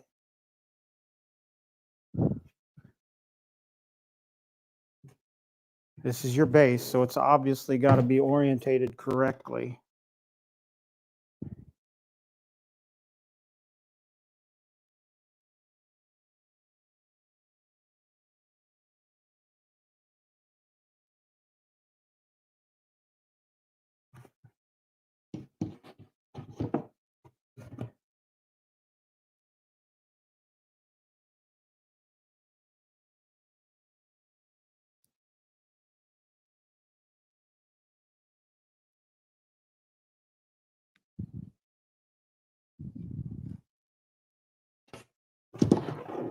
Don't mind me being quiet. I'm just trying to figure this out.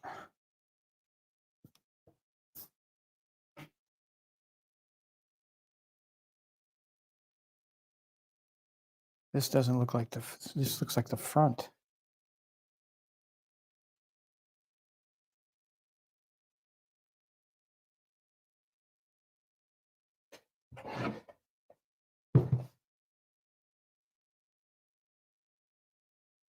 Can only go one way. Oh boy.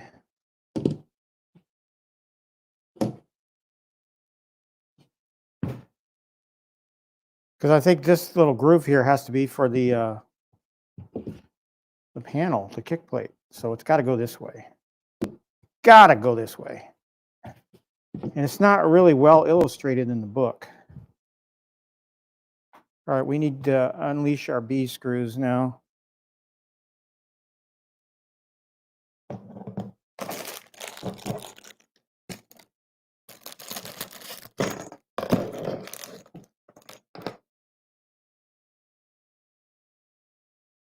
Again, I don't use power tools.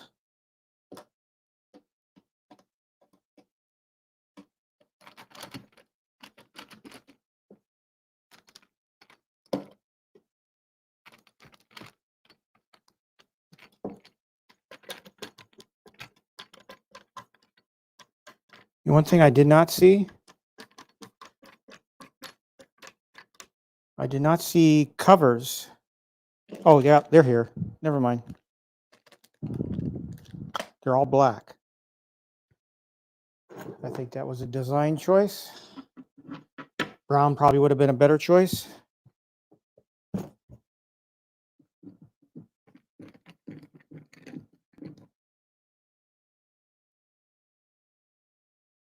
Oh, I lost the live chat.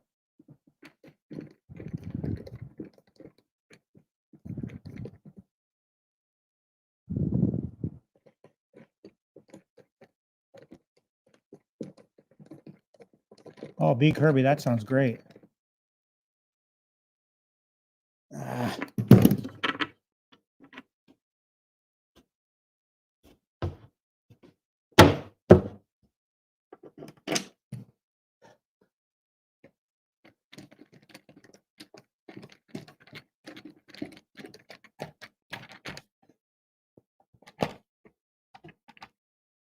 All right. Step 2 is done. Step 3, to attach some of our support panels. So K on either upper or lower. I always try to put the labels inside, as you guys know. You've followed me on a number of streams already.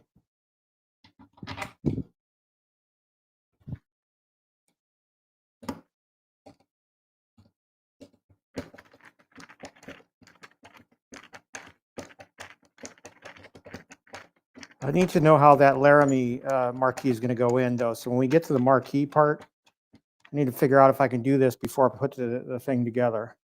Cornercade, if you're still here, if you could give me tips on that, if it would be easier for me to do while I'm assembling.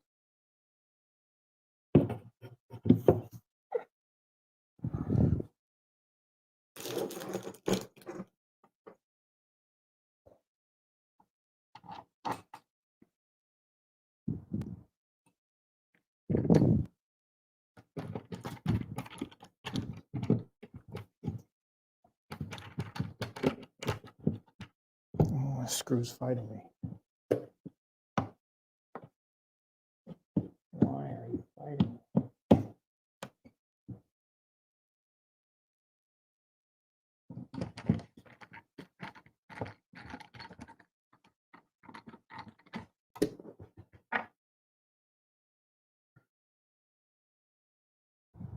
It looks fine. Get another one.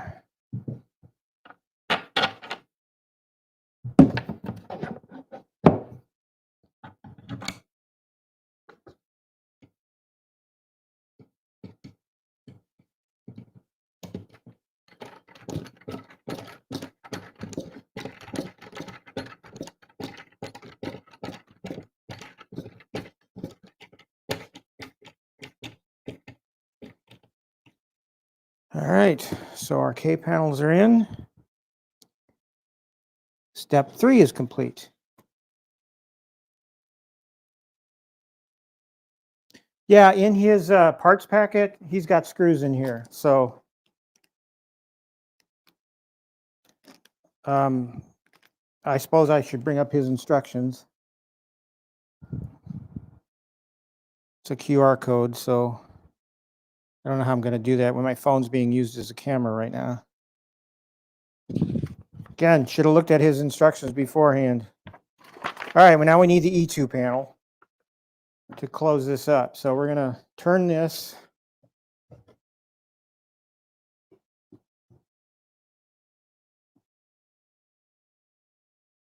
So we need E2, which is right here.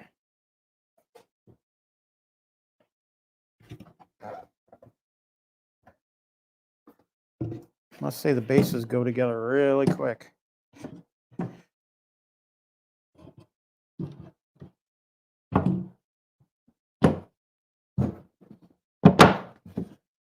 Lickety split.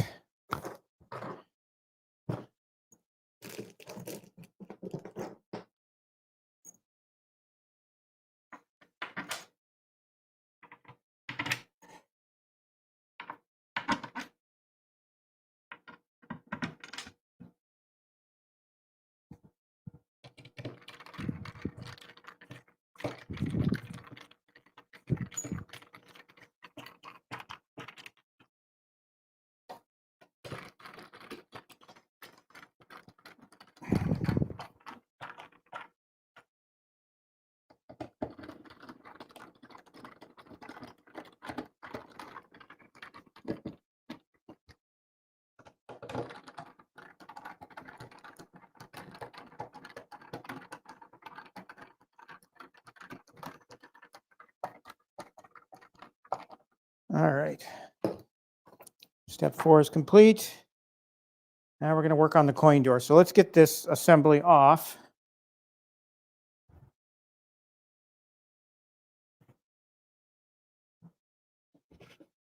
Go ahead and set that there.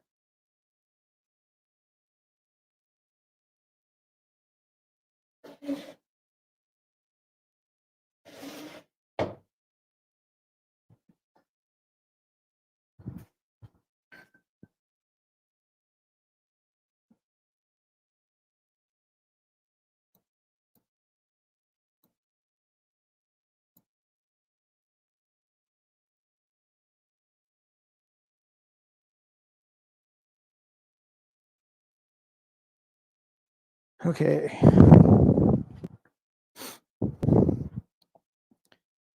Now we need the kick plate panel. What did I do with it? It's over here.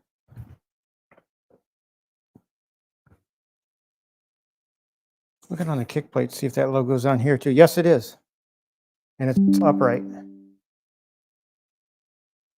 So we got the logo here, Mossy Oak logo. It's in there twice on the kick plate, right side up. All right, we need the coin door.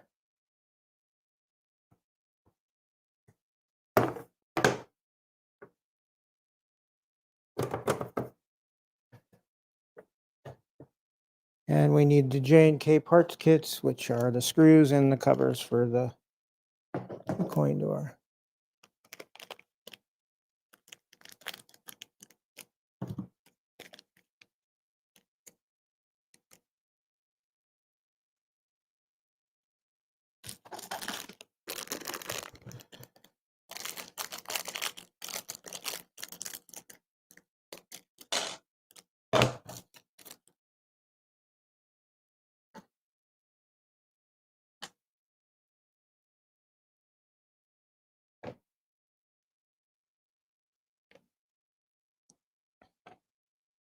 So my city is having trick-or-treating tonight, and I don't have any candy. And honestly, guys, with the price of candy these days, I'm kind of thinking of just skipping it. Hate it for the kids, but in order to provide candy for all of the kids that come through my neighborhood, I'd have to spend well over $100 on candy right now, and I don't know if I want to do that. Yes, we spend a lot more on these arcade cabinets, and it's just for the kids, right? I don't know. See, here we have a screw that's not tightening. I hate that.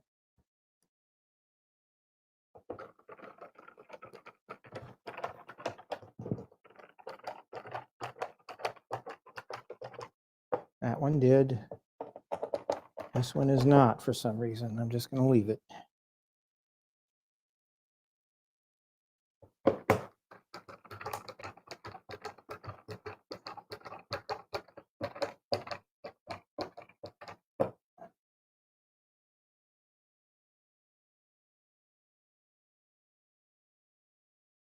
That's unfortunate, Israel Gaming. It happens.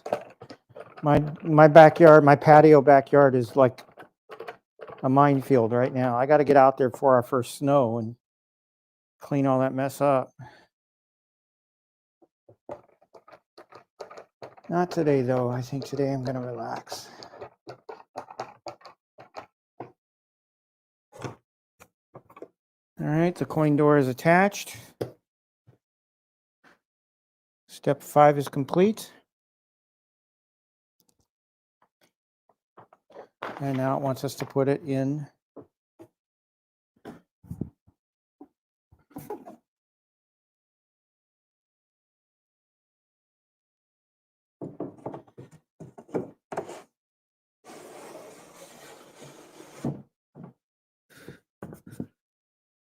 Looks pretty. I realize you guys can't see that well right now.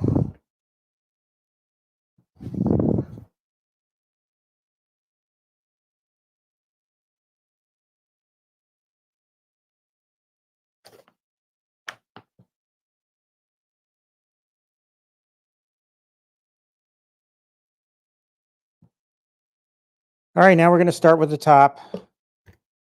I think I'm going to skip ahead, though, before I start assembling the top. I'm going to skip one step ahead and do the monitor prep first, since I have a clear workspace here.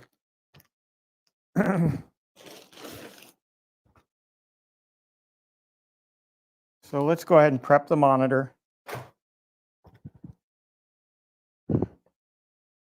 This does look like a big PCB. Got 2 USB ports, a audio port. You got your micro USB, power, light.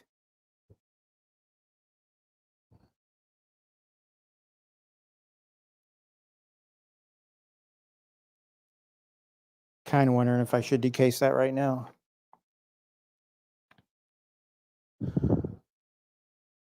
All right, let's, we need C-screws and obviously our brackets.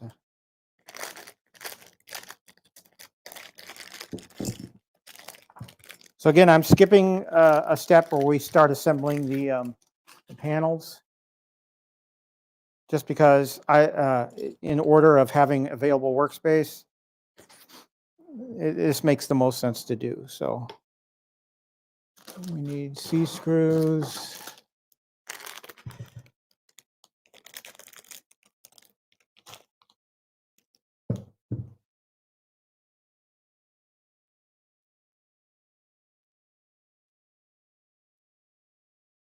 Yes, I have yard shoes.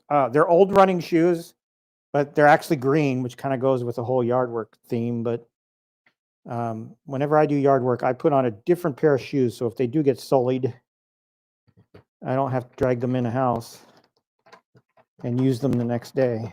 So never use, if you have a dog and you have a dog who poops into your yard, never, ever wear your street shoes to pick that stuff up. Lessons learned over the many decades that I have been on this earth.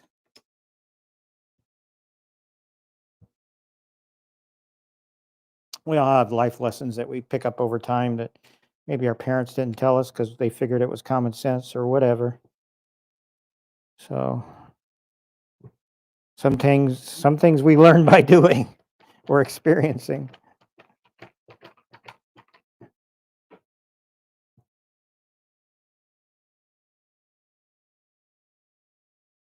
All right, we'll do that then.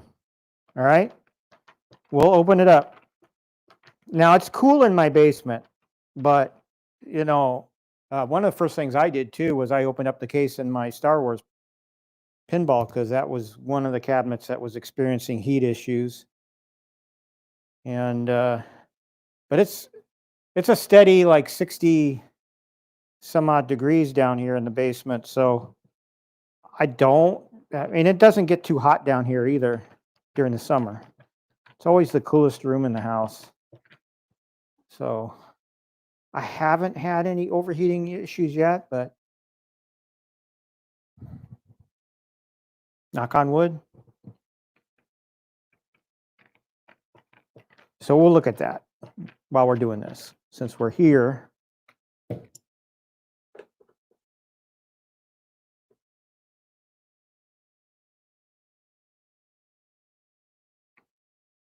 It's nice to have some community input here. Those of you that have been through this before, you know. And it's always good to learn from wisdom.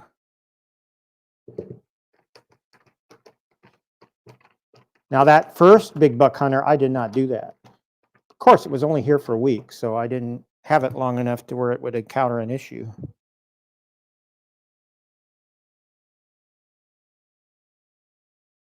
Oh, football's getting ready to come on. Well, I understand if you guys want to go watch football. I mean,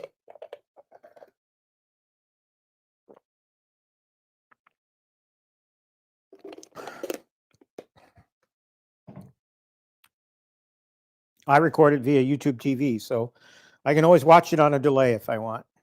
All right, so let's look at well,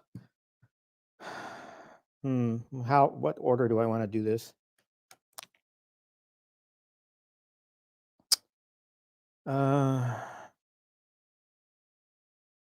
Yeah, I think I'll just do the PCB first.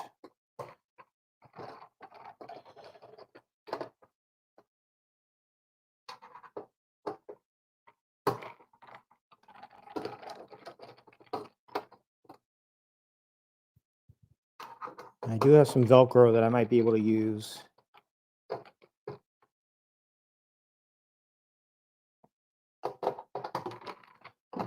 Now, for those who are watching this for the first time or don't have an Arcade1Up or are wondering why I'm doing this, is because there's been overheating issues with some of these Arcade1Up cabinets. And so folks generally recommend that you take this extra step to pull this tape off.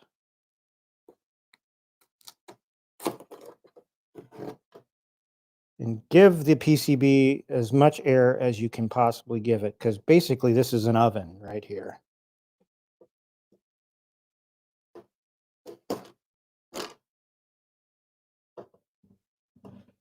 All right. Oh, there's another screw. It's hidden. All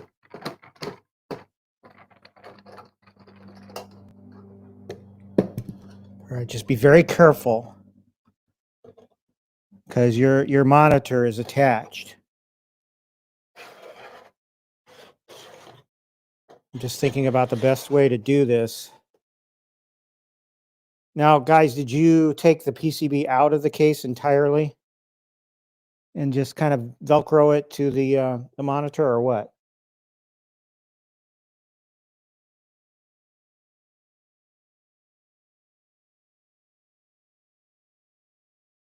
Should I take the PCB completely out of the case?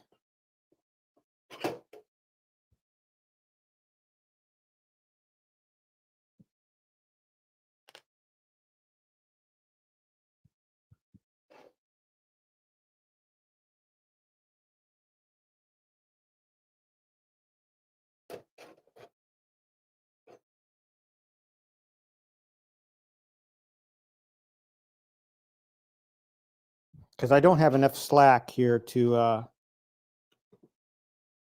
I suppose I do. I could, well, you're crimping the wire at that point. I don't want to do that.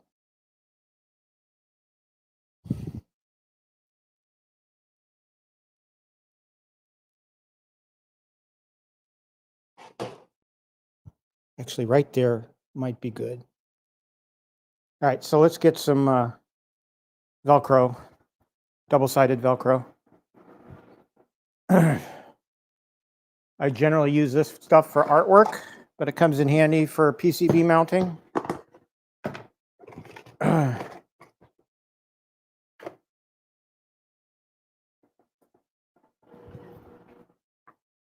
have a parts bin in the back.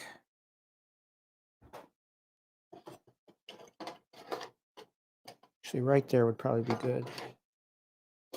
There, I had slack there, but I don't. Oh, I do have some slack there.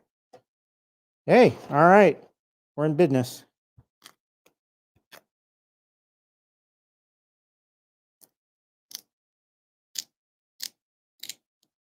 Yeah, my concern, guys, was the fact that I didn't have much. It feel like I had much slack. That was my only concern. Here I have a screw that I don't know what it came off of. I haven't run the vacuum down here in a while. But what I'm using is 3M Velcro. It's generally used for artwork. Hanging, you know. It'll work for this too. And I do have some double-sided tape as well, but I'll use this in case I ever want to take the...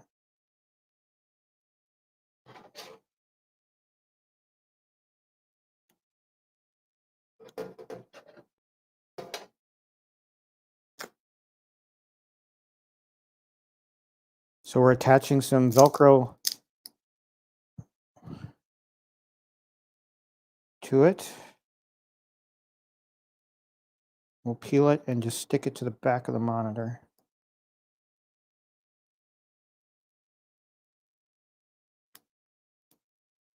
I don't have fingernails for this.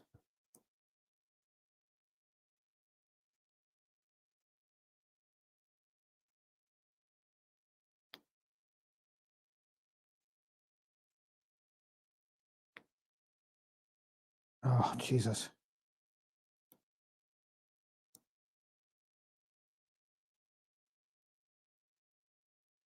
Yeah, I have some Gorilla Tape here too. I think double-sided. I'll just use this because it's supposed to be simpler, but of course I don't have the fingernails today. This will work. It's solid. A lot of my artwork is hanging with this stuff.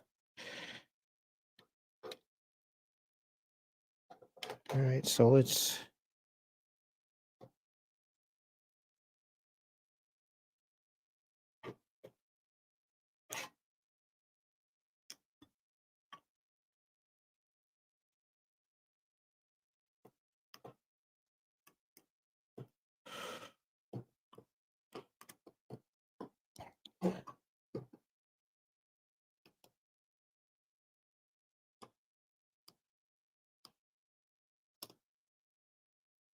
And there is a fan on this PCB, I noticed. But, you know, you're just blowing around hot air within this PCB cover. I don't understand. And you don't have, well, you do have some vent holes here.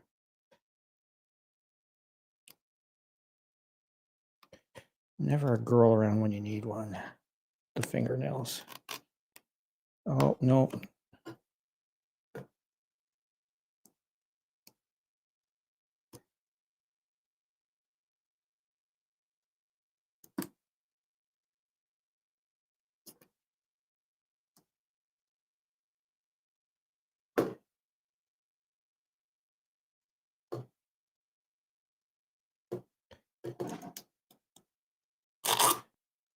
Shit. Easier to do it this way. There, I think I got it now. All right.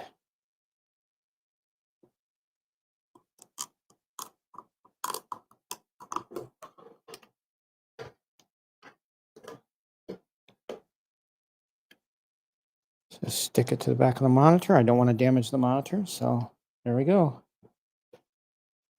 All right, PCB open.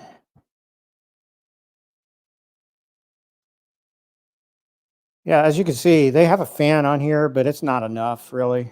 It really isn't. All right, so now I'm going to carefully, now, since I did that step, I'm going to need to get my little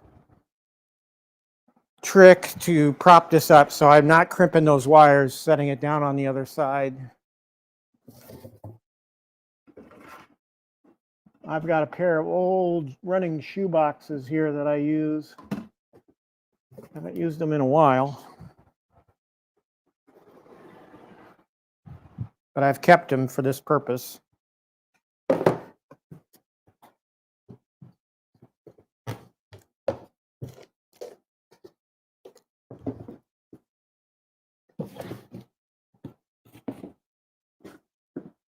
There, I'm not worried about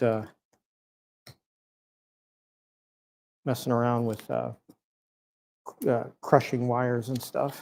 It's always important to be careful around that stuff. You know, you don't know if you're going to affect anything. Or... All right, so this is the trick that I talk about in every one of my build videos where we're going to pull up the protective coating around the screws. And you know what? You don't even have to do that. Look at that.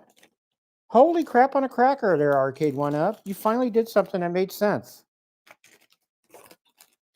Look at that, guys. They went ahead and they did not screw down. I mean, are they listening to the community now? Oh my God. So usually what I have to do is I have to unscrew the screw a couple of times just so to pull a plastic over it, but they did not do that. Holy crap. Guys, that's a step in the positive direction for Arcade1Up.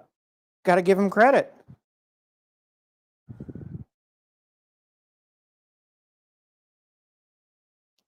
Zero, thank you very much. I didn't mention that at all today, but yes, I did. Well, I think I did at the beginning. I did go over 300, and I'm tickled pink about that. Thank you, guys. I don't think you get to do super chats until you hit 1,000, though, and I'm still a long ways away from that. All right, I didn't need this more than I thought I did, but all right. So let's go back to the step we skipped, which is step 7, and get panel D1, which is one of our upper side panels. Is this the one with the upside down?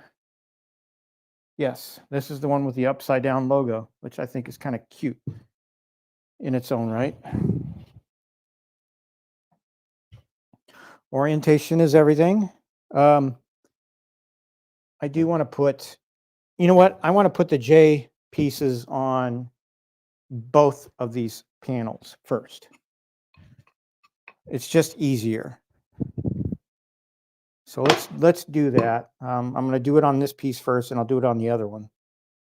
But you got to make sure the holes are facing outward to where the control panel can sit, because this is what your control panel is going to seat to.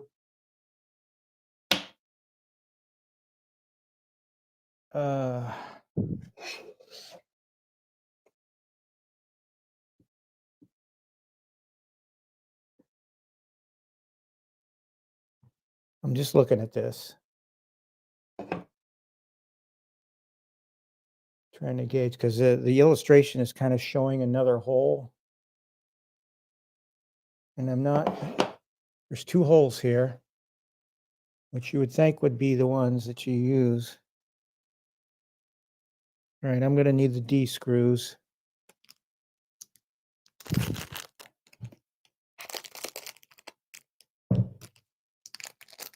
There's only 4 of them, so. I hope I'm lining this up with the correct holes because there's 3 holes here. Actually, no, there's only 2. Never mind.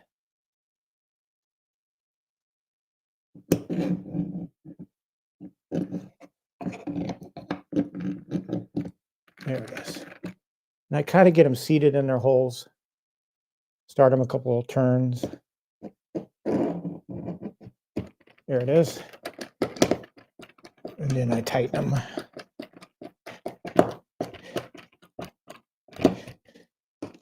Don't want to strip out your screws. You never know if you have to take this thing apart.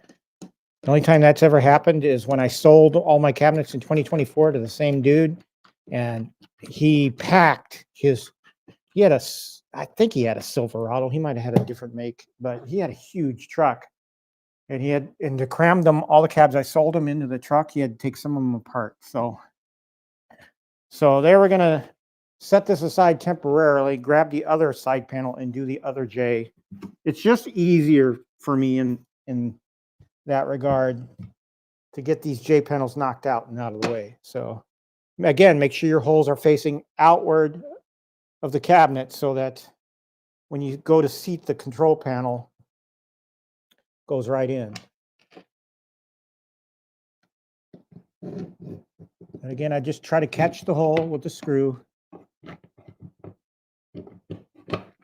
Like so. Turn it a couple times and do the other one. Already caught. So we just screw it in. And then we'll pick up where the manual left off. Where we left off with the manual, I should say. All right. We'll go back to panel D1 now.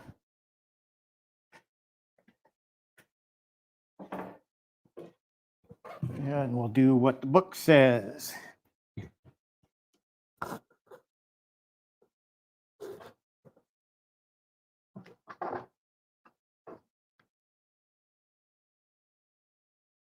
All right.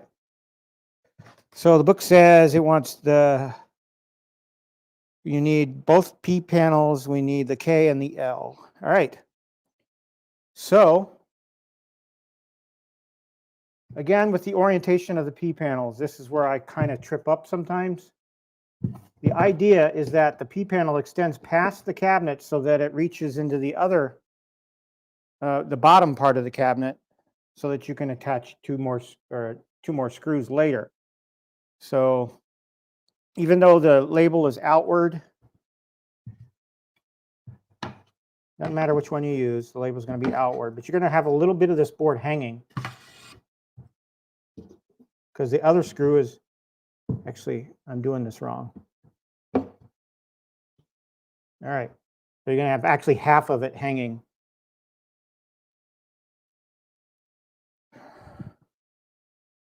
It's a big cabinet. I can tell because I'm having to reach quite a bit.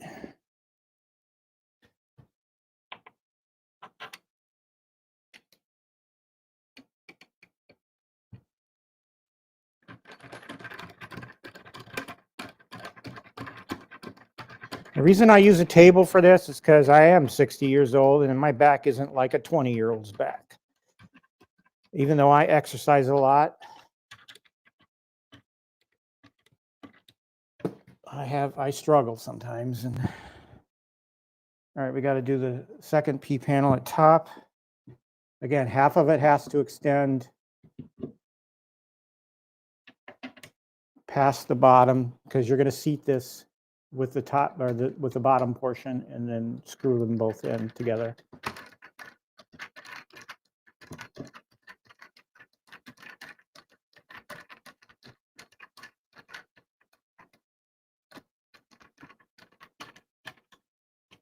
Uh-oh, I lost the screw. Damn it. Gonna have to get the headlamp out here in a second. I'm having a hard time seeing.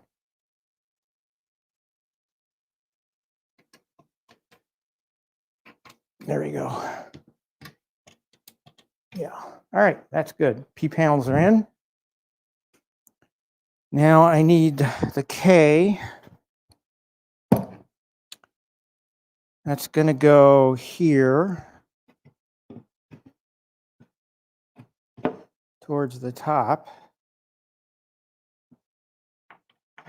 At some point, I'm going to stop and read and locate Laramie's documentation for the marquee, because I'm going to be coming up on the marquee here shortly, I think.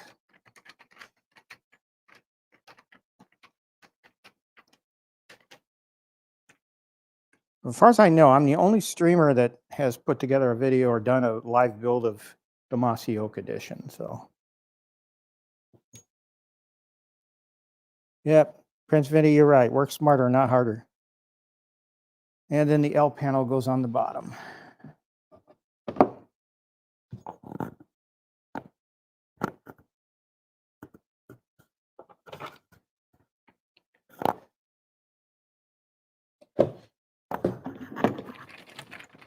Sorry if I'm hitting the microphone all the time. Sorry.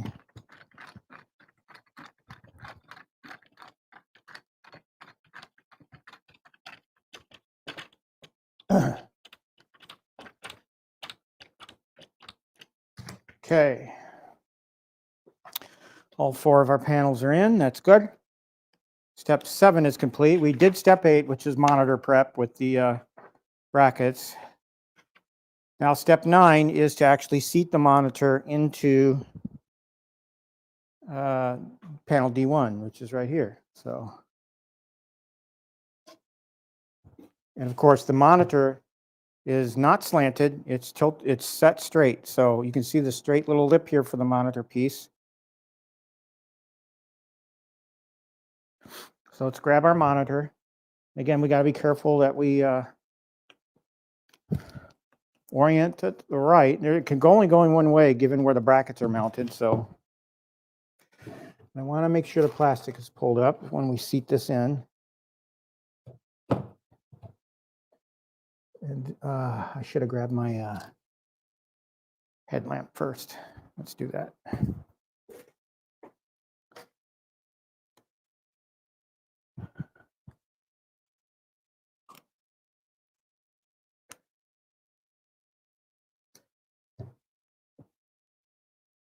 All right, so I'm lining up the holes.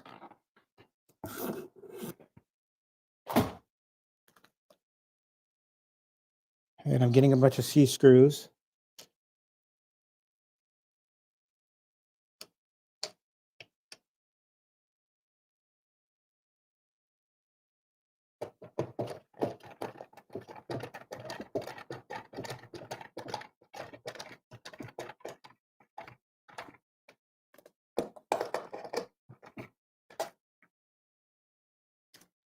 Plastic's not catching, that's good.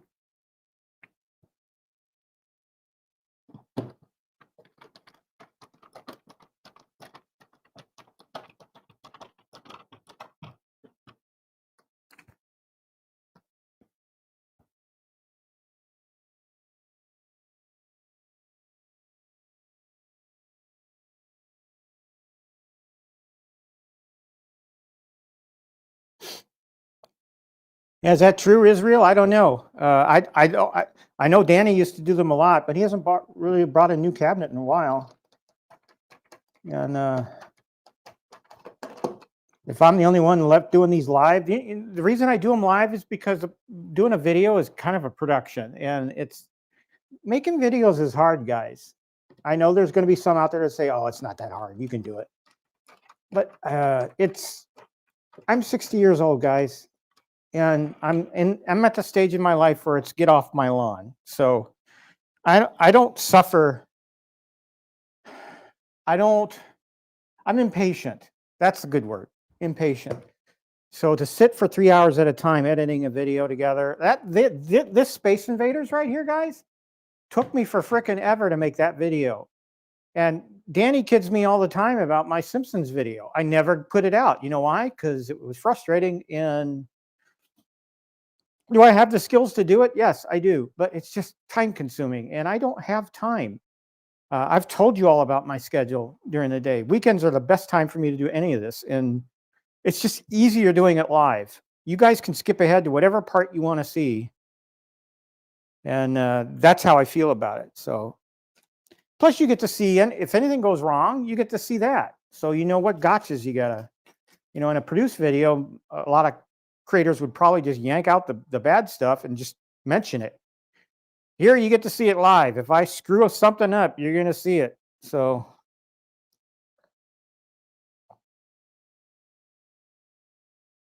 all right. So step 9 is complete. We've attached the monitor. All right, now we're at the marquee. I think because we need part M for this.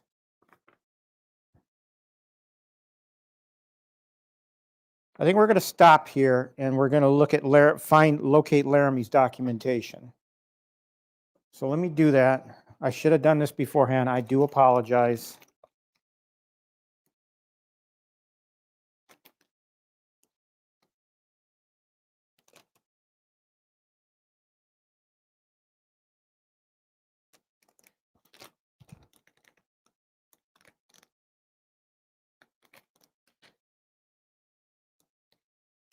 All right, so in his parts thing, he gives you this nice QR code to scan. He gives you a couple of adapters to hook it into power.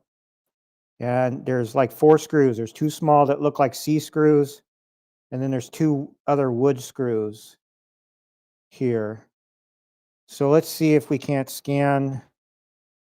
I'm going to drag down the video here on my tablet, see if I can't use my tablet to find this because my phone is busy right now.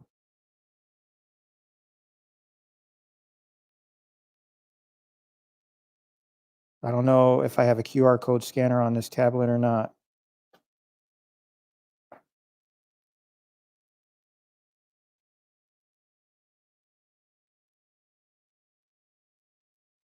And it's pretty obvious I don't. I wish you'd just give us the URL. All right, let me go to Play Store, see if I can't find a QR code scanner.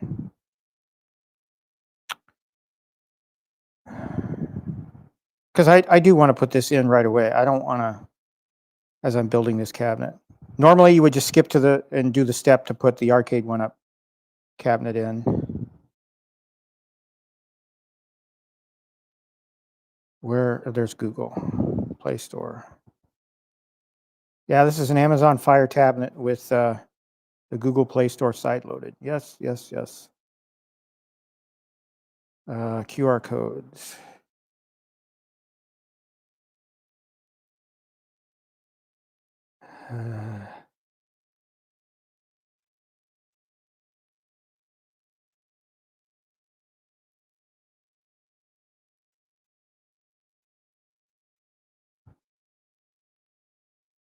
I'm installing Google Lens. It says that's a QR code scanner. So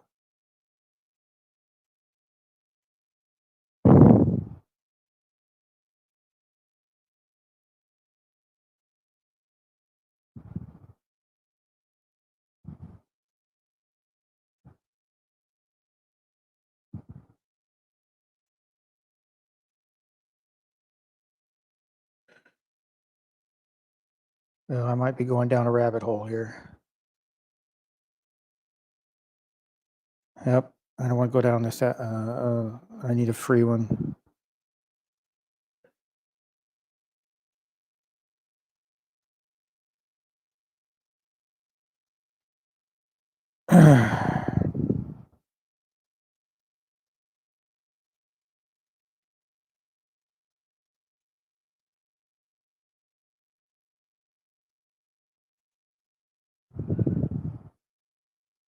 Come on.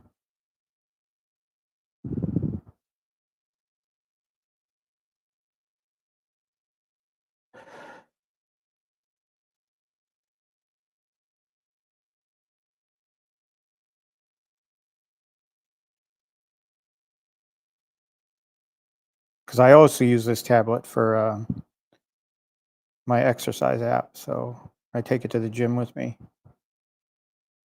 Come on, install. There we go, open. I hope this thing isn't like a hacker tool.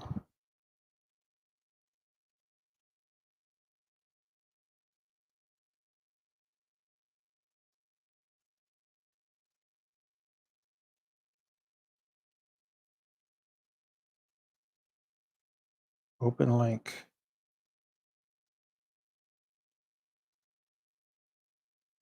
The QR code has expired. Laramie.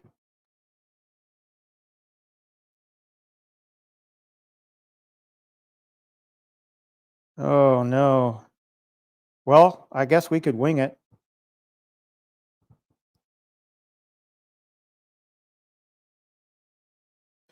See if I can open that link manually. Or I could pull it up on his website directly, maybe.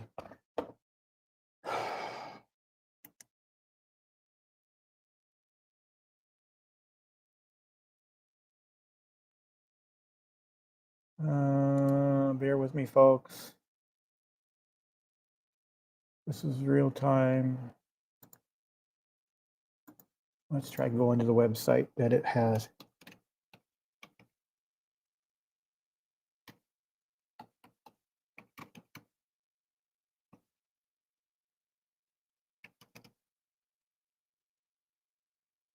Nope, it still says QR code is expired. All right, let's go to the Retro530 website.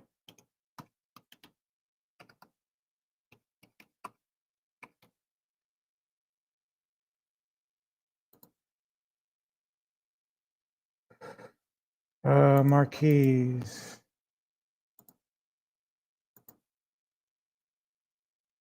Big Buck Hunter.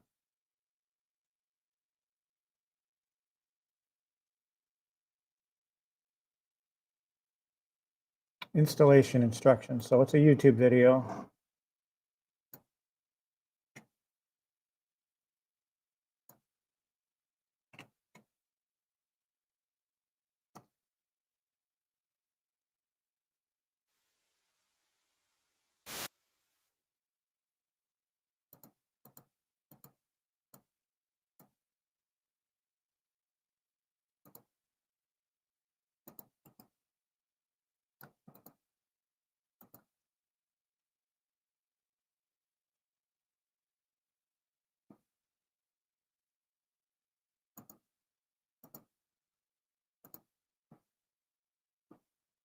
So I'm just bringing the video up here so you all can see what I'm seeing.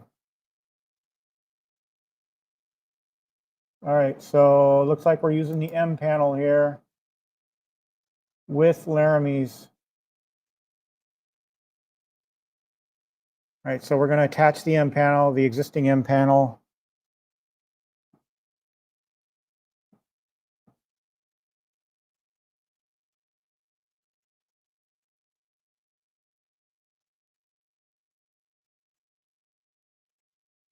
We're going to put the dowels in, and it just attaches. Okay, I think I got it.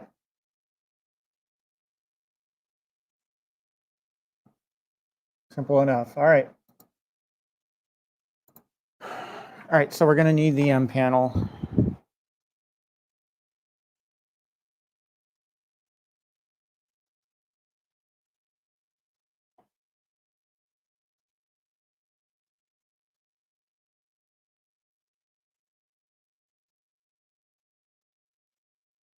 I'm trying to get my YouTube page back. There it is. All right. So we need Laramie's Marquee. Let's put the tablet down.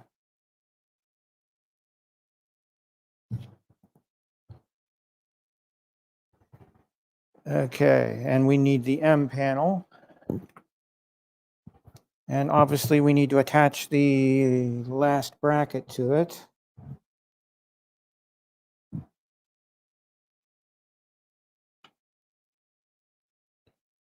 So let's do that.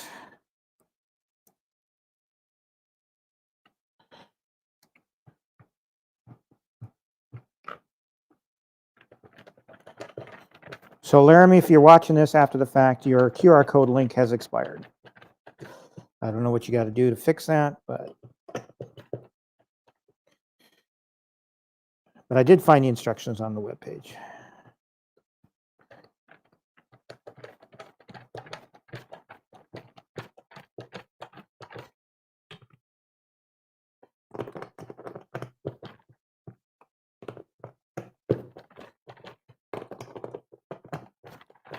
All right, so the M panel, let's, oh, shit. Started hearing ripping. Be careful, Pete. I was picking it up by the P panel, and that's a no-no. You don't do that. All right, so I need the marquee. I need the Retro530 Marquee.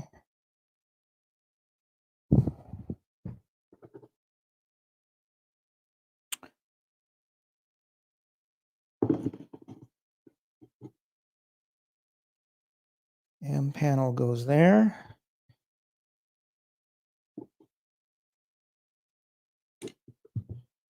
It provides 2 screws. I'm going to assume these 2 screws.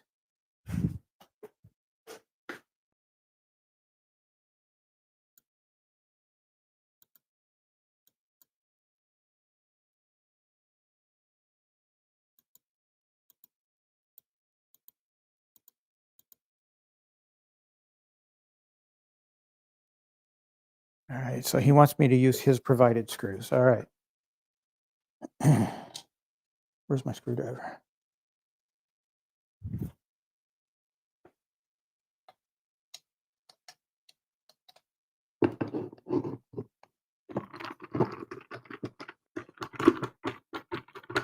So we're attaching the Arcade1Up M panel to Laramie's Marquee, Retro530 Marquee.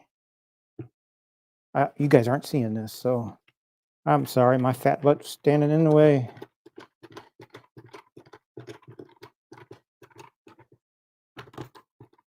All right.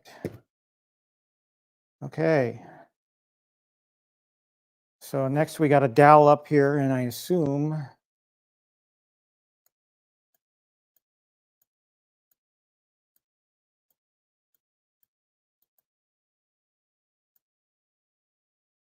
he wants us to put the screw in, but I'm not going to be able to do it on this side yet. Am I using his black screws for that? I think I am.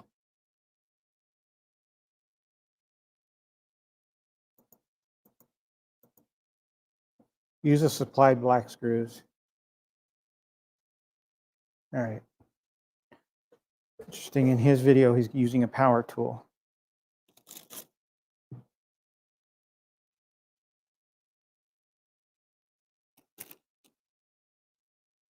All right, so here we have his marquee. We're going to dowel up the M panel. Again, this is not standard Arcade1Up documentation because we're using a part that's not Arcade1Up. It's Retro530. So we're going to put dowels into the M panel.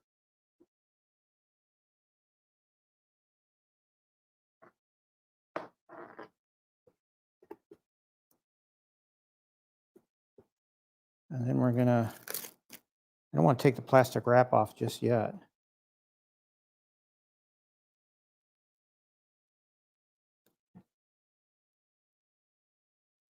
This is a heavy marquee too.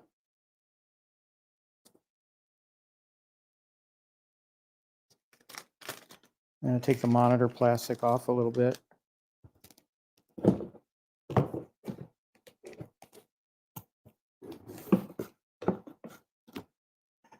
All right, so this is going to be loose at the top. I should really turn this.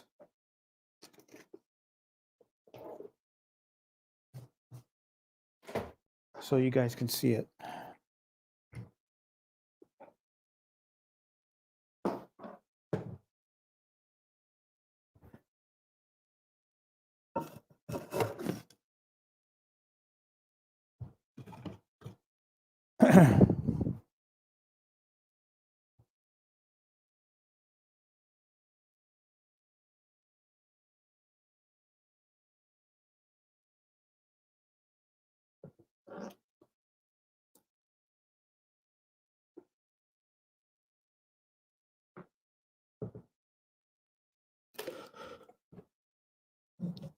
And you're obviously not going to use all of the holes that Arcade1Up supplies. And here's the thing. Since this is not hanging over an edge, it's not going to seat properly. We learn by doing, right? This is why I'm doing it live. Because this antler is interfering with the installation. So let's pull the lower assembly out a little bit.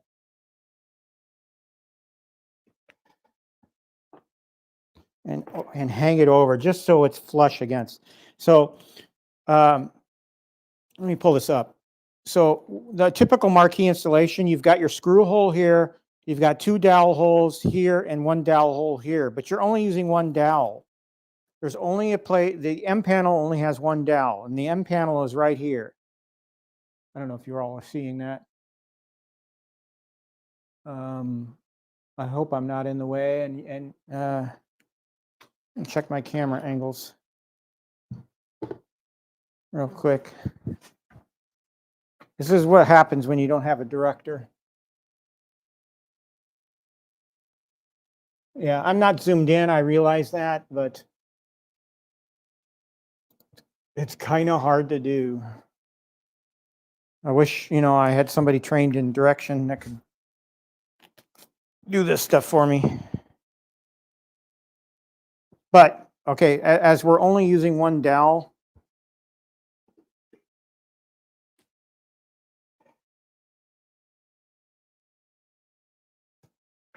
you're going to need some clearance off the edge of a table. Or do this upright. I mean, that's always an option too, like his installation video shows.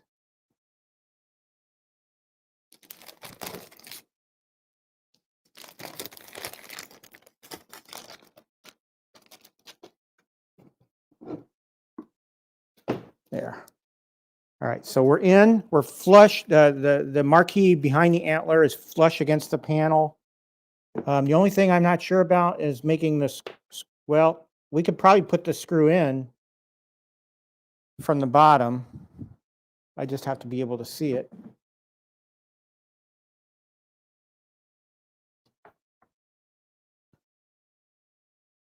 And it's going to be awkward.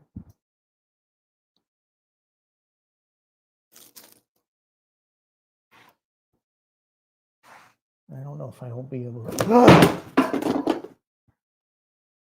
Oh, shit.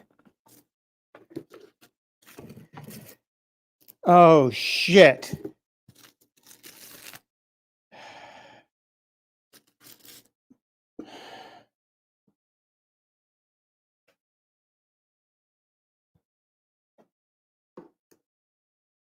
Yep. I just broke an antler off. I'm going to have to glue that back on. Damn it.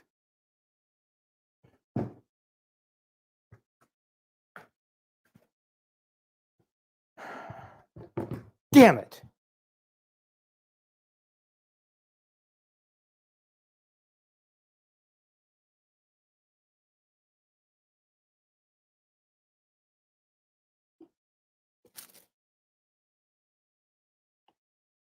All right, so what I got to do is I got to get tweezers out, pull out the staples he had in there. Well, again, this is live, and you're seeing what not to do live.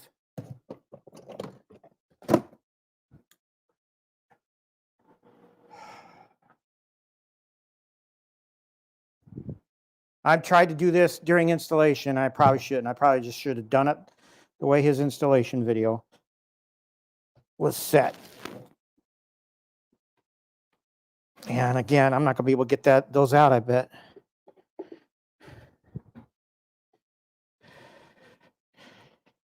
They're in there.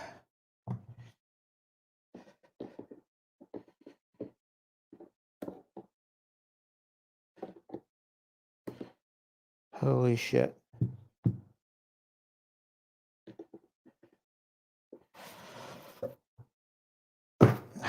Damn it. That's totally my fault. I screwed that up. I screwed the pooch.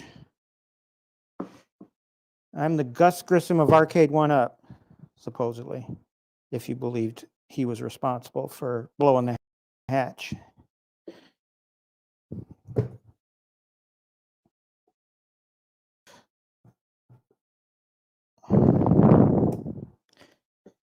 I got to work these staples out to get the antler flush again. I'm going to need a screwdriver for that, I think. Oh, I'm just sick about that.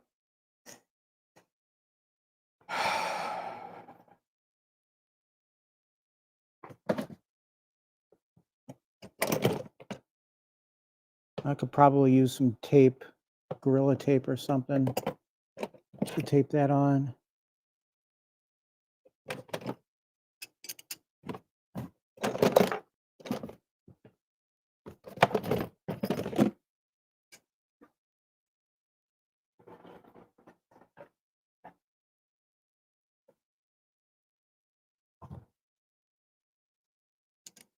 Well, you know, one of the reasons I do this shit live is so you can see my fuck ups as well as my successes.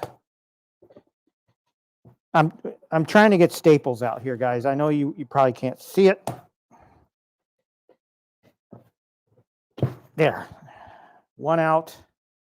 What I need to do is get these staples out so I can glue the antler flush. Come on, baby.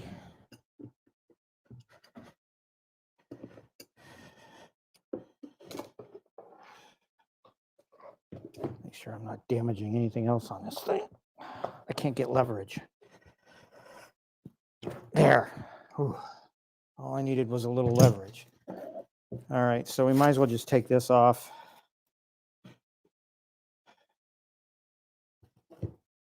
Now I need to glue or tape it. Some of the wood here is on the back of the antler is coming off, but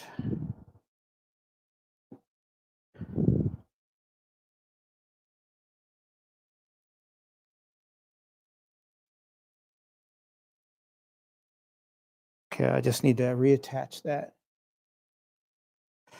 Now, if I can get some thin double-sided tape, that would work, or glue it.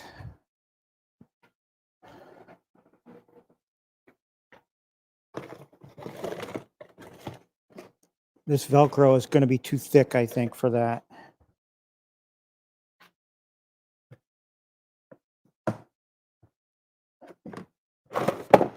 I do have Gorilla Tape, but that's kind of too thick. Well, it's a little less thick than the... Let's try that. Let's try some Gorilla Tape.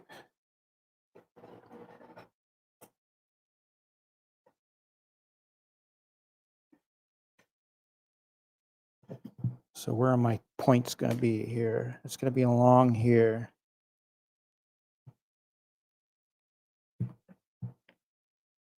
All right.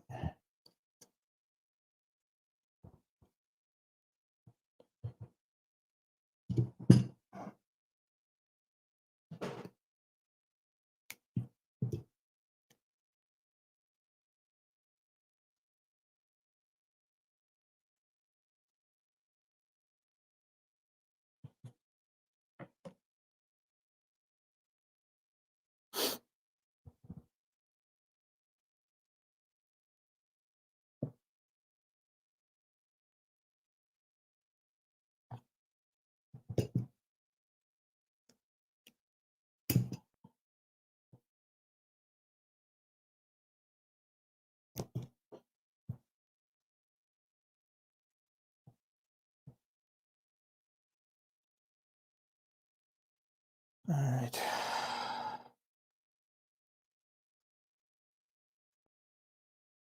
Probably should have just gotten the cabinet upright and then thrown it in there.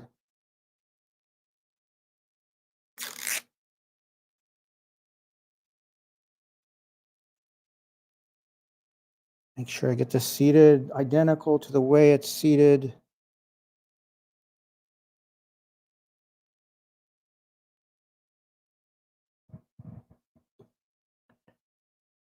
Oh, that's strong.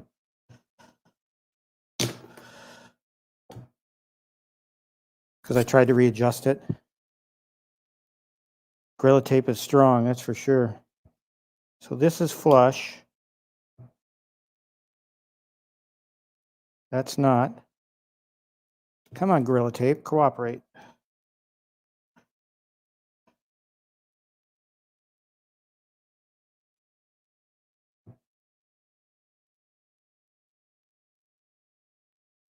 Right there. Right there.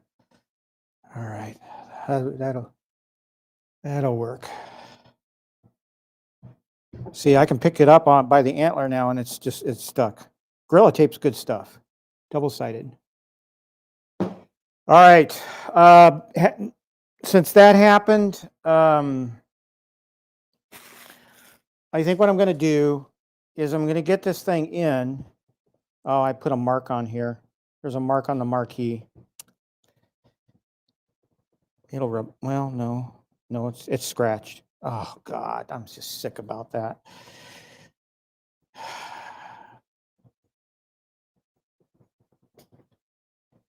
It's the best it's going to be. It's scuffed, is what it is. It's. Oh, damn. All right. No sense crying over spilled milk. All right.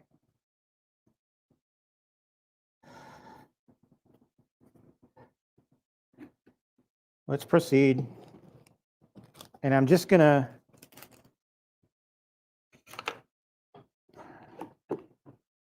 get stuff in place. I wish I had another person here.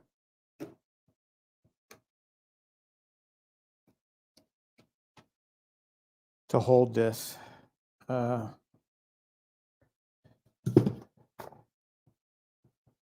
it wants us to put the H panel in. What do I do with the H panel? Let's run the wire and then put the H panel in. And the H panel goes right where the slot is on the marquee.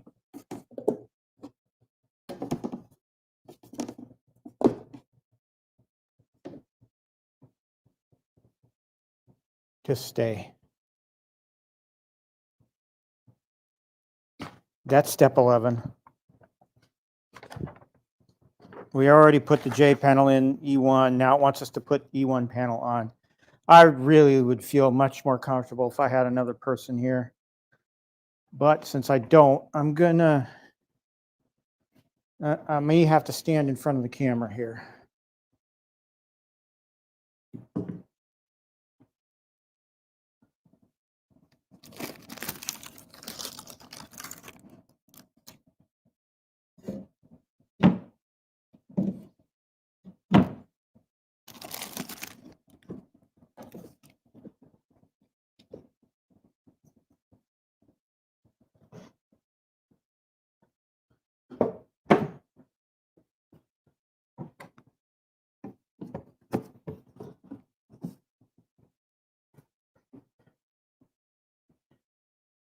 I gotta find the hole for the marquee.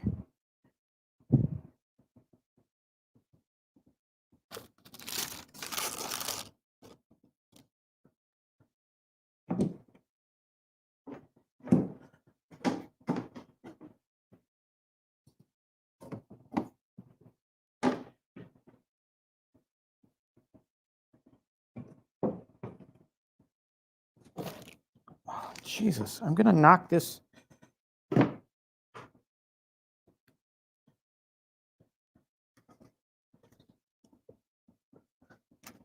I'm in a hole, but what? Am I in the correct hole? That's what I don't know. Can't see over there.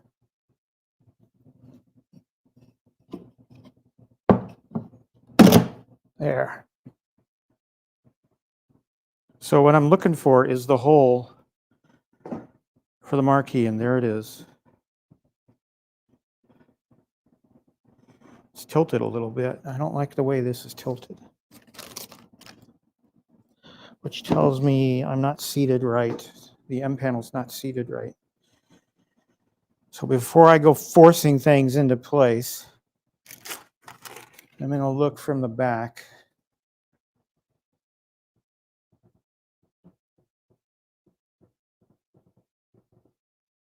I can't really see.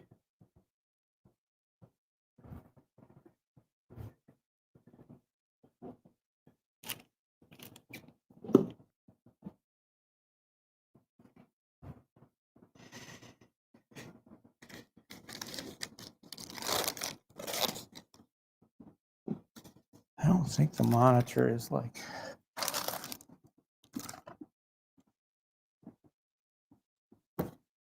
Well, the M panel is where it's going to be. I'm just going to have to put the screw hole in.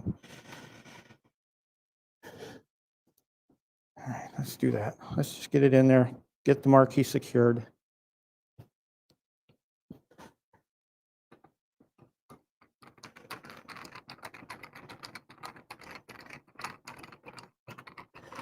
All right, so the marquee is not moving now because it's going to be a little flexible on that side, but we'll adjust that when we get to it. Let's worry about getting the rest of the B screws in and getting this thing upright.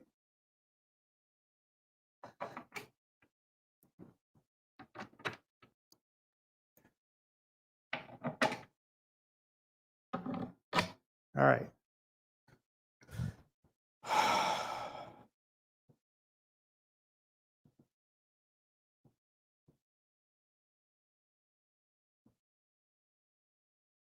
No, Stock Jock, we did not. Stock Jock, you're going to need to rewatch this video because I pulled a stunt that was pretty typical. I screwed up. I dropped Laramie's marquee and broke off an antler. So you're going to want to rewatch this for the funny bit. Not actually funny, but I wound up scuffing the marquee a little bit. So whether it'll be noticeable when it's on, whether I damaged any of the LED inside, I don't know. We're going to find all that out live.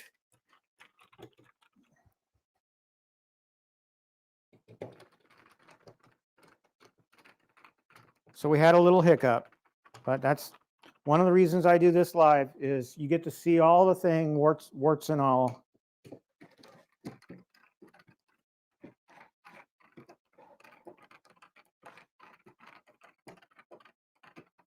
Again, if Arcade1Up would just provide us a stupid marquee, lit marquee on this thing, it would be a lot better. All right, so that step 12 is complete. I've put panel E1, the other side panel on. Oh, there's 2 E screws that I got to put in the H panel. Where are those? Right there. Do a little bit of cleanup here.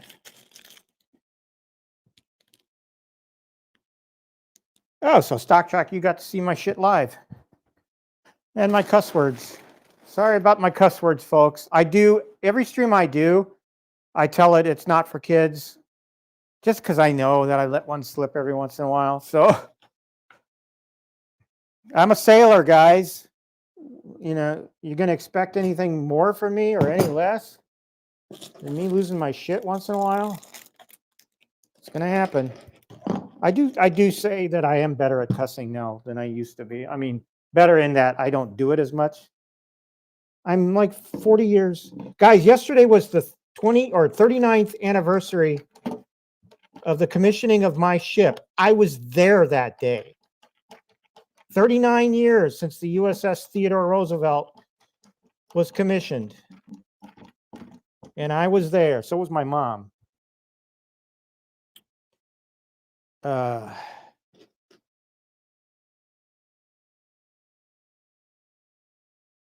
It's harder to put the Arcade1Up side panel, I think. Stock Jock, to answer your question. I heard the monitor pop, so it probably popped into the groove. Sometimes you hear that. After you put all the screws in, you hear a pop. That's just the monitor seating in the groove like it's supposed to. Yep. All right, step 12 is complete. All right, now we're at the point where we're ready to put this thing together. All right. So I got to do some maneuvering here. I'm going to take Laramie's stuff here, set it off to the side.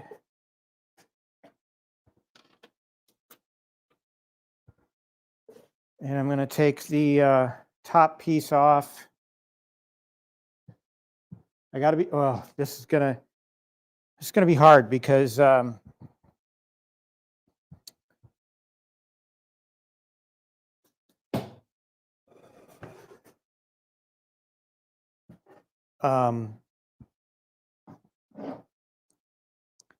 the antlers on this thing. Well, I need to set it. I just need to set it. So let's get this thing on the ground. This is the only time I work on the ground.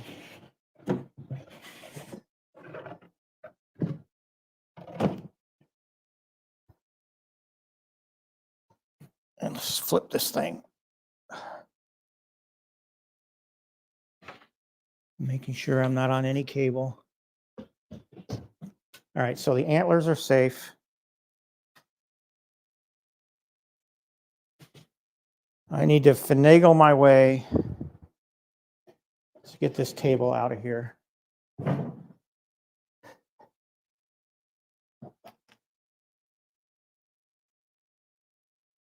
Oh, B. Kirby, that's cool. Yeah. Got a lot of respect for the early sailors, the dungaree sailors. I was a dungaree sailor.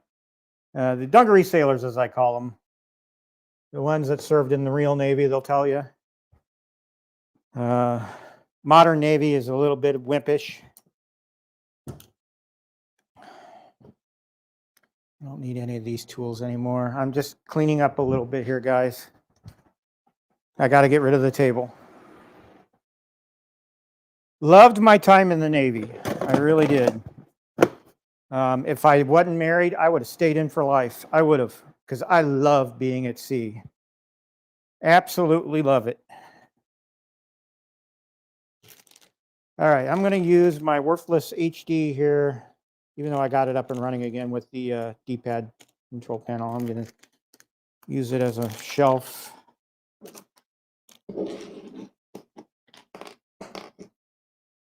Actually, I'll use my ALU too.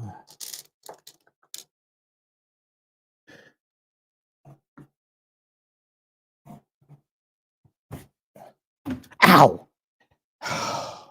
Now I probably got a gash in my head.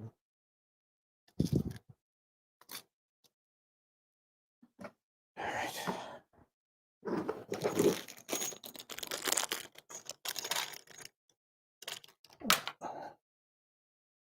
No blood. I don't need that tool either.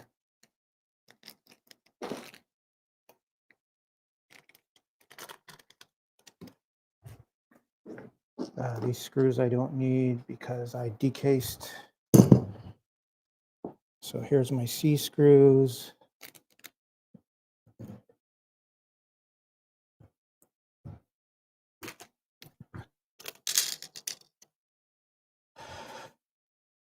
B screw, Laramie's other side screw.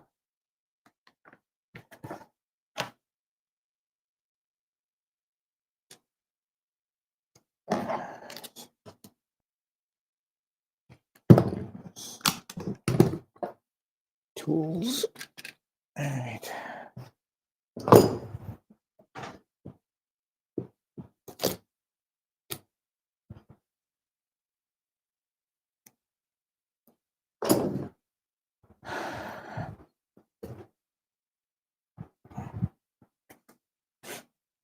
Bear with me, folks. We're getting there.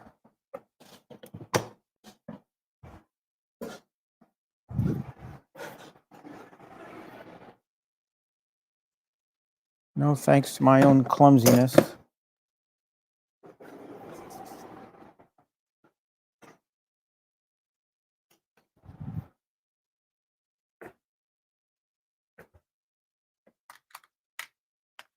All right.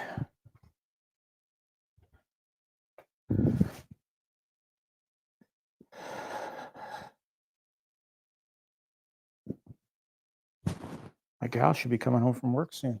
This truly has been one of my marathon streams, hasn't it, guys? So you're going to come down here thinking I'm done with my stream. She's going to walk right in.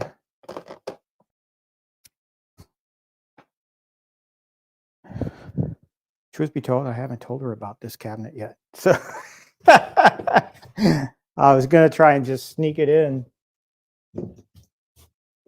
But she's really been very supportive of me. I mean, I don't know about you guys, but I know most wives in this community are really supportive of their husband. Hey, we're not out there looking at porn, right? I mean, So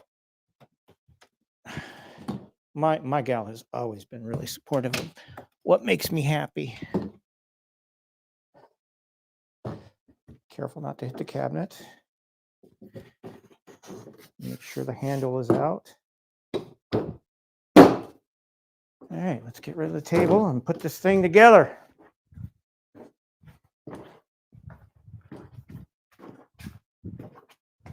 We're getting there, folks.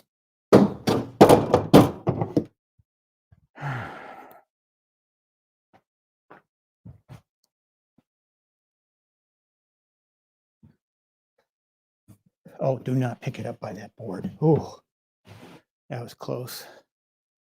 All right, camera view. I don't know how well you guys can see this. Let's see. Yeah, it looks like on the bottom camera you can kind of see it. All right, so we're going to need dowels. We're going to need 4 dowels. This is a step I often forget. We need 4 dowels. And of course, I grabbed like 10.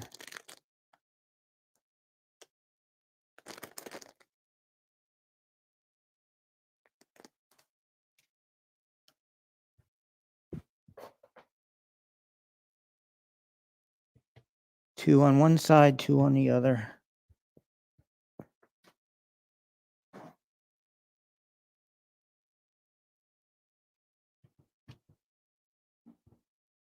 Don't grab the marquee. And we're just going to join the 2 pieces. Ow, my back. Oh. Definitely going to have war wounds from this.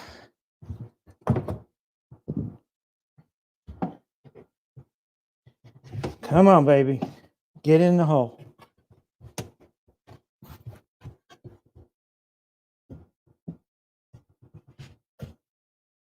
There we go. There we go. Just kind of work the dowels into place.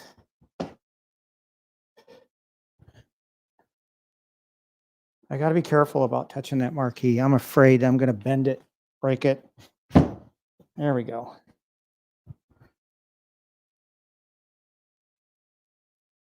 All right, 2 sides are together. And now it wants us to add B screws and finish off the marquee. So we'll do that with a Laramie's screw. So normally you'd put another B screw where the Arcade1Up marquee goes, but obviously since we're using Laramie's screws here. All right. Kind of preseat the screws, make sure they're going to go in.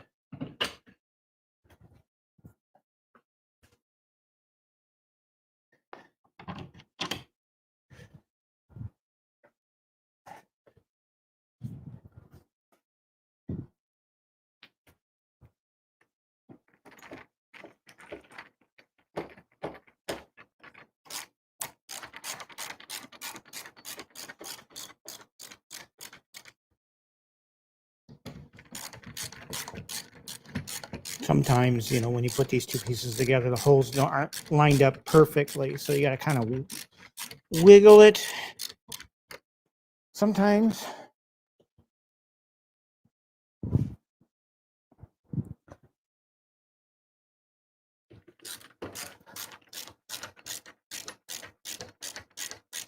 So the Mossy Oak logo is at the separation point between the bottom and the top part, but it matches up quite well, I think.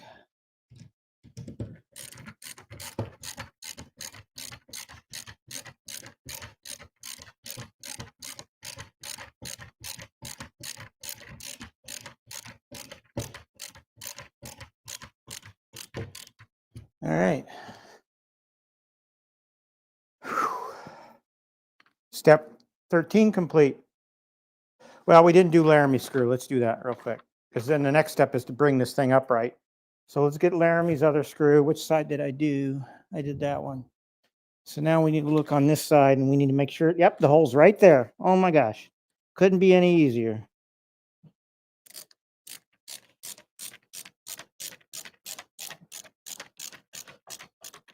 Awesome. So the marquee is now in place. No thanks to me. Okay. So let's get this thing upright.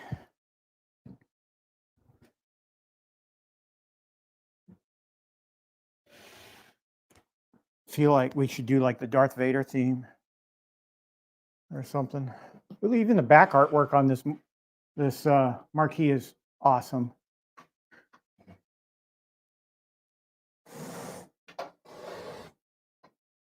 So I'm going to turn the cabinet this way. Let's see what you all can see here.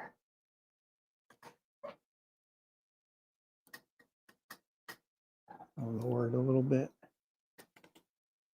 Sorry for if I'm making anybody seasick here. But the next thing we're going to do is we're going to put the screws in the monitor, C screws.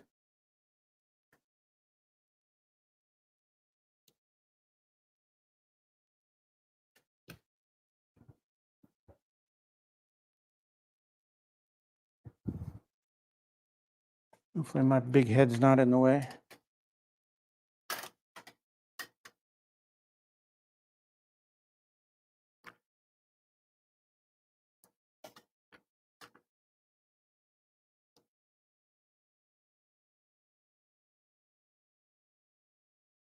This is like the weakest camera holder that I have.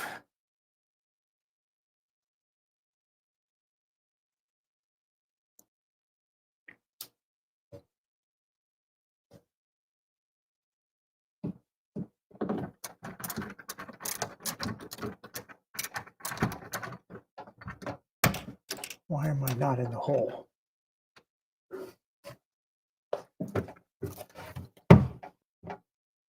Hole's right there. Still hearing a little bit of popping with the monitor.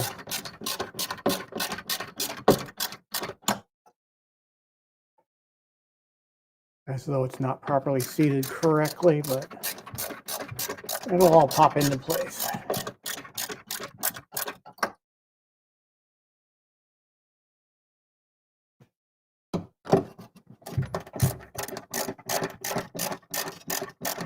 And you guys can see I've reversed the PCB so it has more air.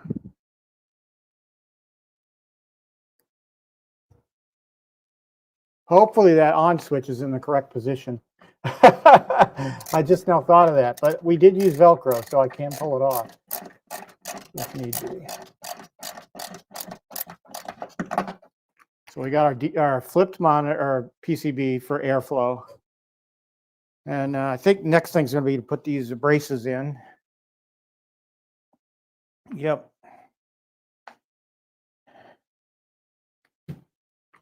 So let's go ahead and get that done. Put the scissors away prematurely.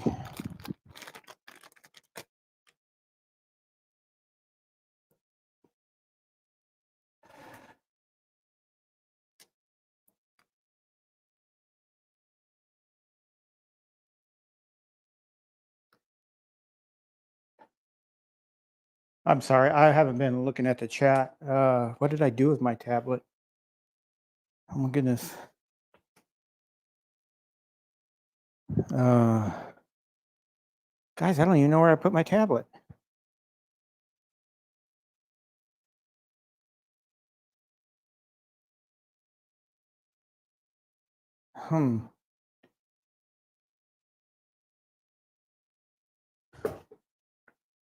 I'm losing my mind.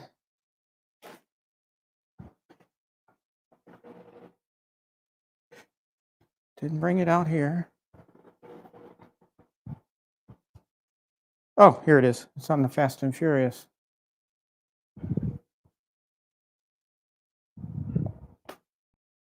No, Stock Jock, I'm not going to undo anything. You can rewind and replay later. Yeah, I know you're just joking, but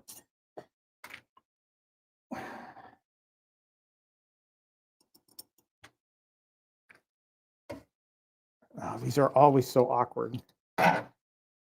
So I always start with one screw and just I always pre-feed it through the bracket to get it in there, and then I touch the hole and then just screw. It's just easier that way. But I don't tighten it all the way so that you can line up the other holes, and I do it like tires, you know, you do the caddy corner screw.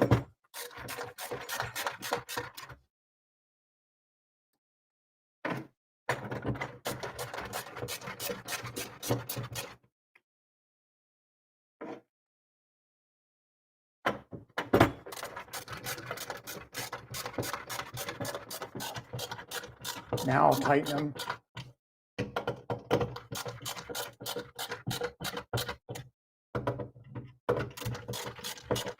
I just pray that the marquee works.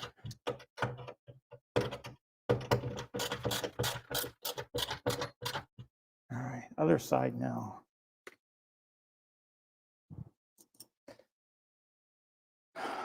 I'm actually going to do it from this side because it looks like it's going to be easier. Yep. Okay. The other screws.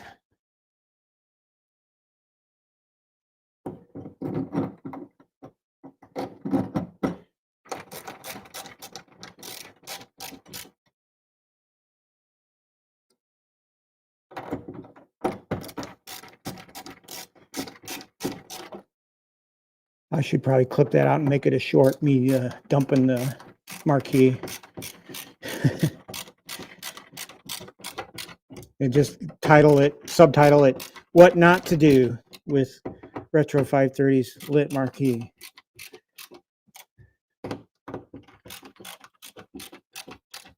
All right. So that's in. The braces are in. Step 14 is complete. Step 15 says to pull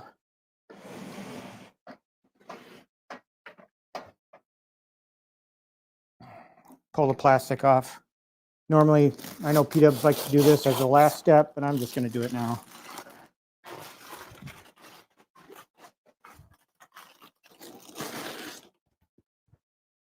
It's coming together, folks. That was step 15. Now, step 16 is to put the control panel in with 4B screws. Also wants us to put caps on.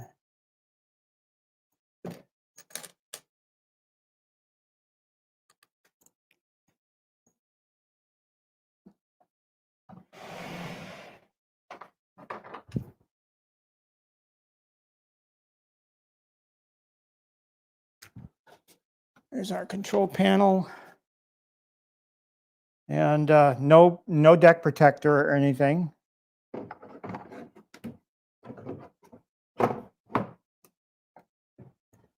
Make sure my cables are not. Something's catching there.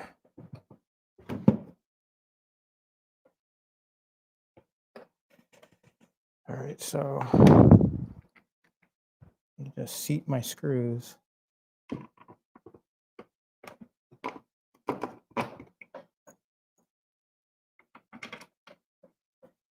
God, I hope these go in. They're not seating 100%. Shit.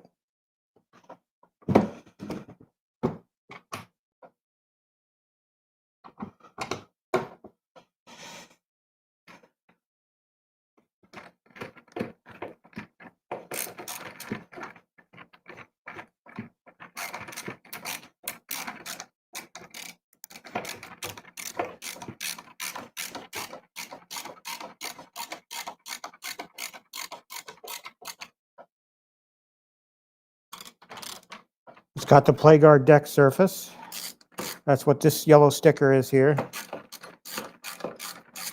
Oh, see? You try to get ahead of yourself and you wind up digging into the control panel. Oh, take your time, Pete. Jesus.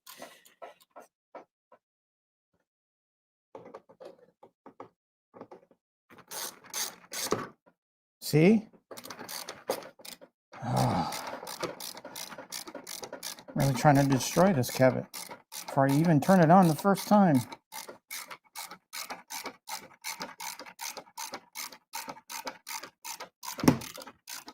Something just popped. Probably the reason why these screws weren't seating quite 100%.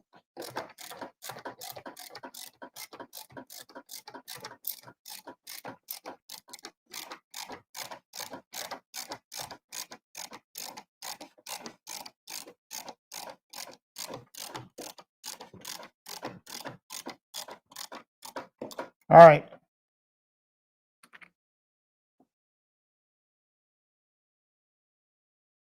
Okay, control panel is in.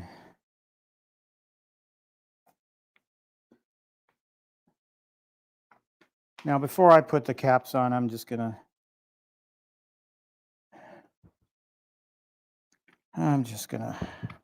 make sure everything works first. All right, so it wants us to attach the cable. Where's our notch?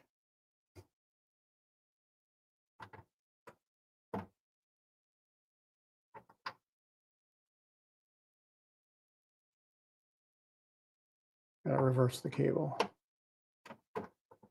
There we go. So it goes in one way. So that's in. So we've got our serial cable in. Now it wants us to attach cables. So as we're looking at the back,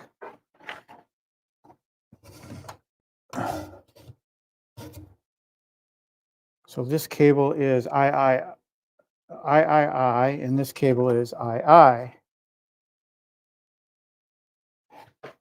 Let's loosen those cables up.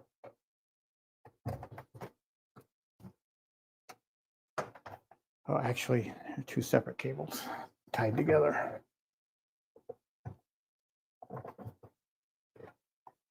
All right, so this serial cable, I'm glad I mounted this the way I did, because these are very short cables and they got to go into the PCB. Now I've reversed the PCB, so I have to be careful about how I do these cables.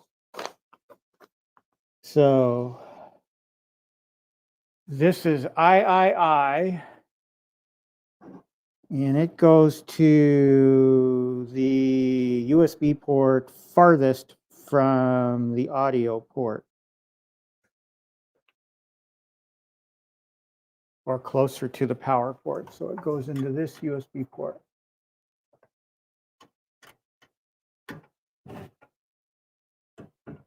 All right. So this one goes into the other one. All right. So our USBs are connected. And we need the audio cable, which is this, to go in right here. Boy, when I stuck that in, I saw it move the heat sink on the processor. That's kind of flaky. And we need the power cord. What did I do with all my power stuff?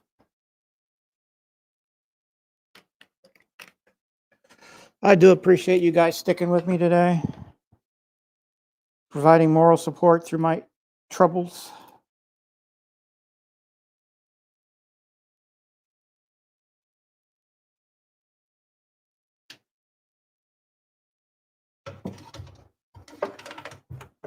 I'll stick the power port in here.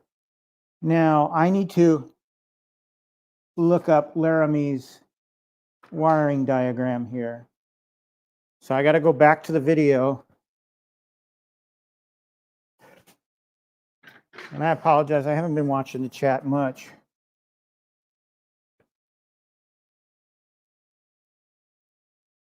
Yes, it is a very tall cab. All right, so let's go back to the video here, get to the wiring part. Where is it?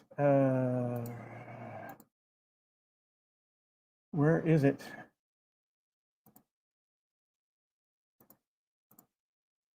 Here it is. All right, so let's proceed. We've already done that part. I didn't have to do that because we're putting it in from the build. I need to get to the wiring.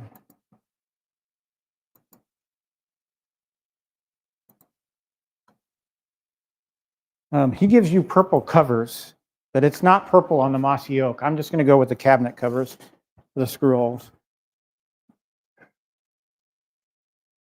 Go back to the wiring part.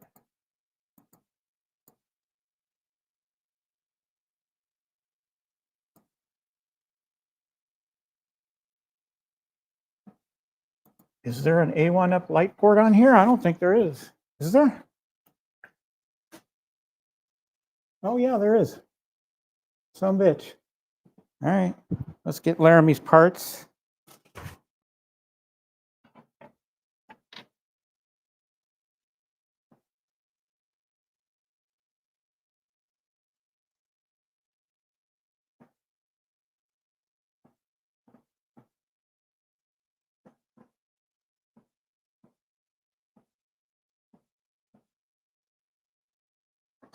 So he has, Laramie's adapter has two parts. You've got your Y splitter here, and you've got your adapter to go in the Arcade1Up light port, but that's only going to fit on one of the two split ends. So let's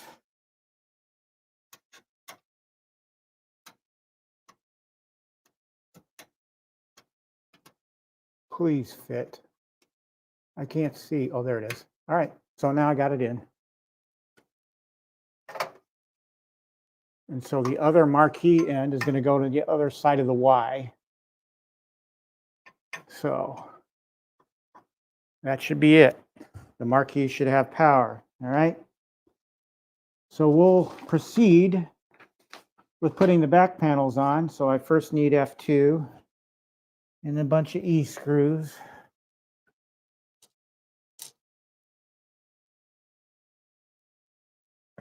Assuming this is all going to work.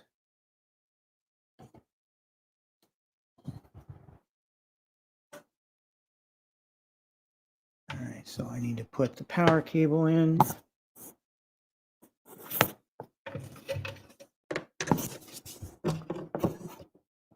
Shove the plastic through the hole. Come on, get in there. Get in the hole. I struggle with these. This is one of the parts of an Arcade1Up build that I always struggle with. Is getting this thing in. And this one isn't fitting.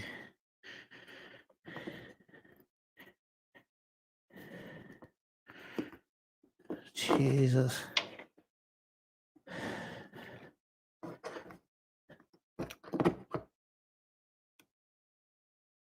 Just kind of widen it out with my screwdriver, maybe.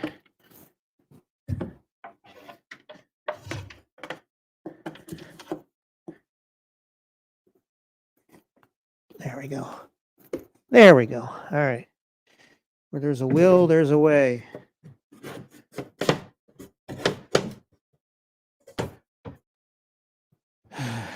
I'm tired, folks.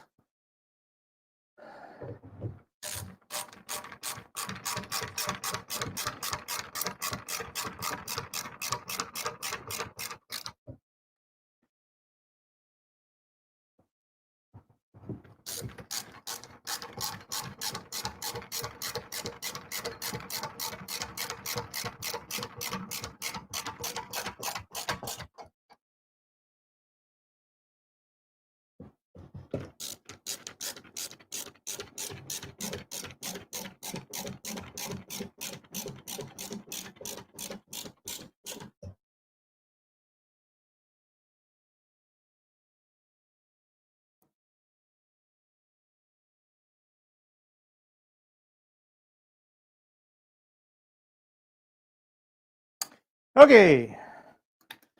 Well, I'm one of those optimistic folks that this is going to work, right out of the box. So I might eat my words.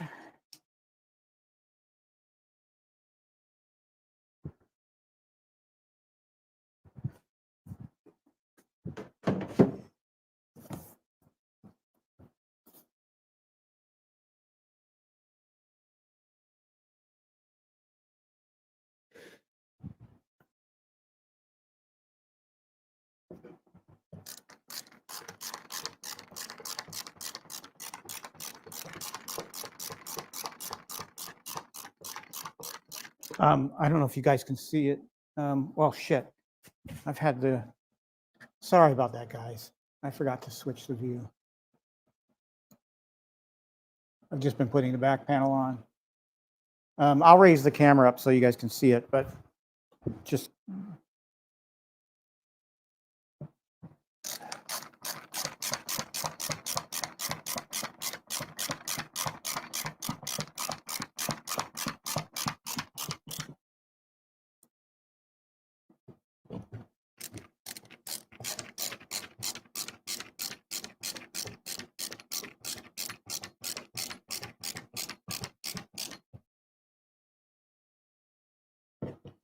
using a ratchet screwdriver is also great exercise, folks.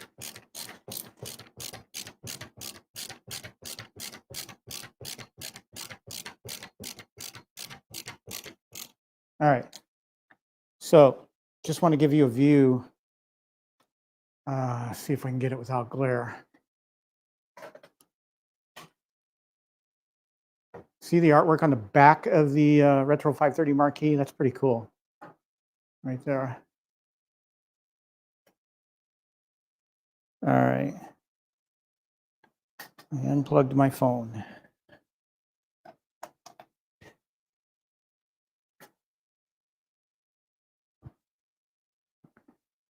All right, how do I want to do this?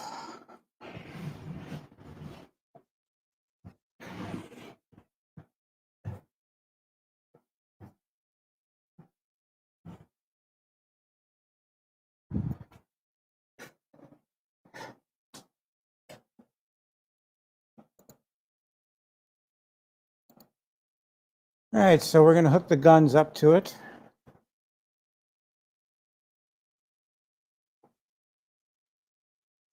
Yeah, sorry about that, Prince Vinny. DW, I never use power tools for my Arcade1Up builds. When I did that, I put screws through the wood, and I vowed never to do that again. So I got a power source here already. So let's go ahead and connect the Arcade1Up power.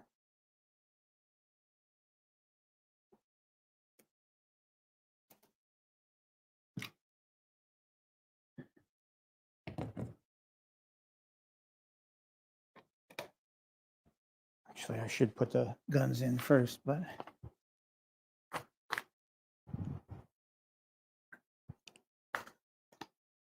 wants us to put the cap covers on. I'll skip that step for now.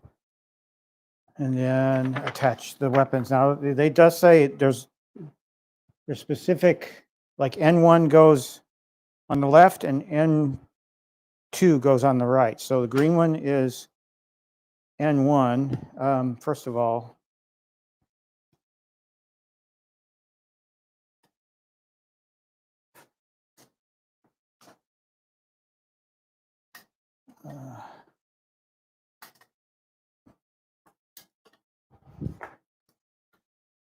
trying to move my camera around.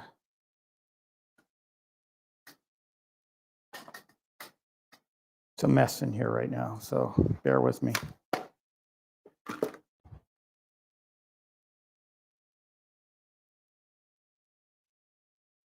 I'm zoomed all the way out. Let's raise this up.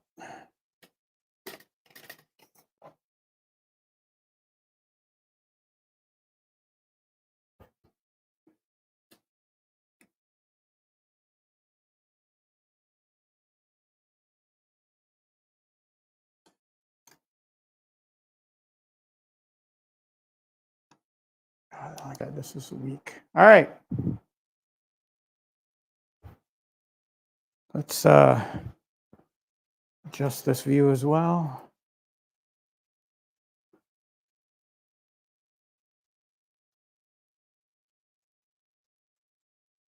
Okay, so the green one is N1. And actually, the buttons on either side are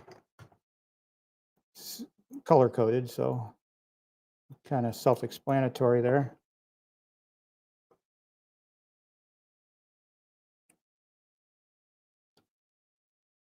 Make sure we're putting this in right.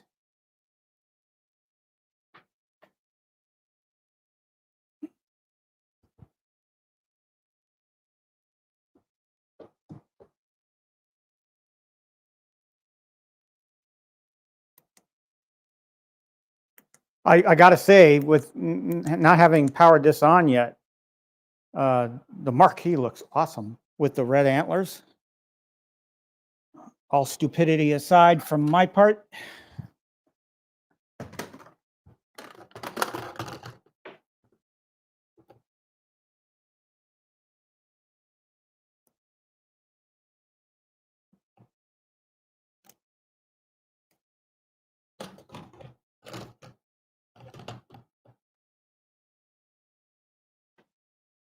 Okay, let's make sure we got this right.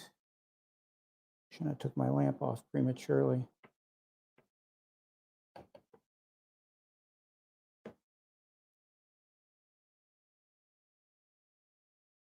There we go. All right. Okay, I think we're ready to power it on now.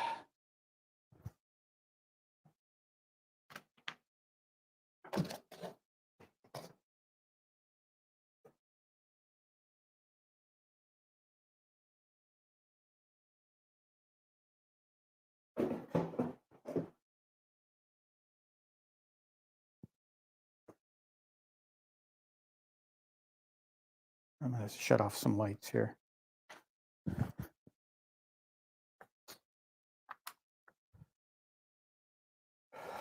All right. All right, we're ready to power it on now. Give it a go.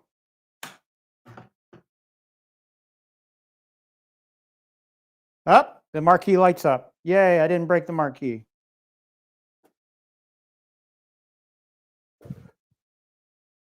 See if I can't. Let's turn off the house lights too. I'm going to adjust my camera.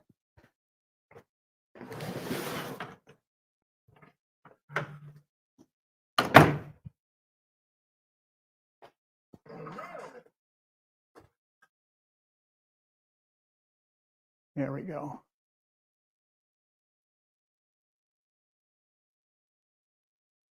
I got the Mossy Oak logo.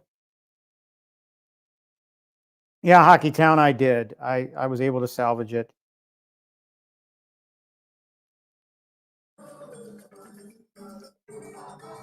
It's a little uneven here. I can fix that later. But it looks pretty good. Let's take this yellow piece of this yellow thing here just tells us about the play guard surface. We don't need that. And the volume button was sticking a little bit. Not anymore.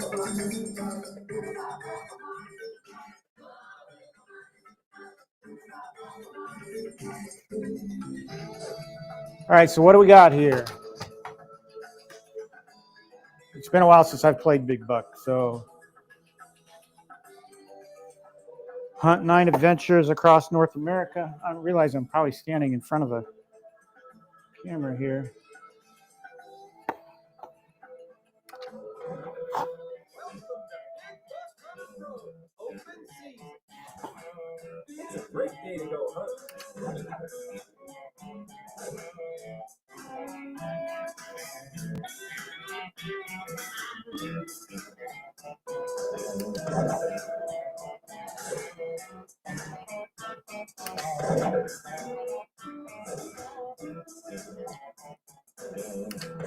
We'll do antelope.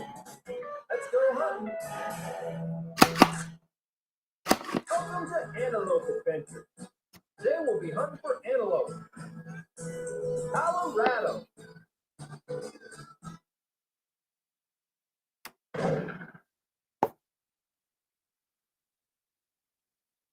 Shoot the bucks, don't shoot the does. Pick a spot.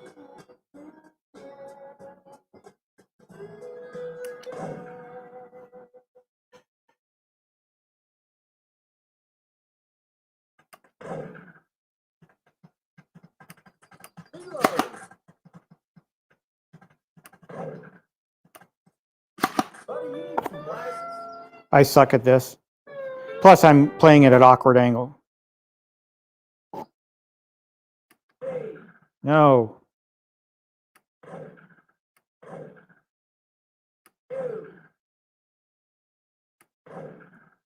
Hey.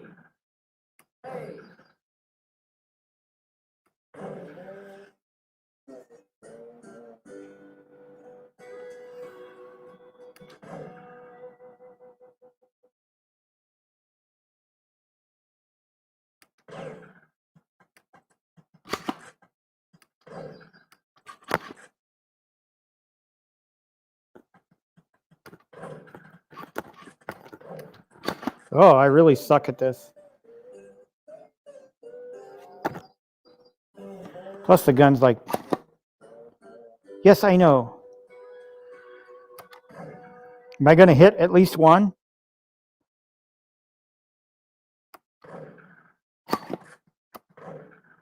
Got him in the neck.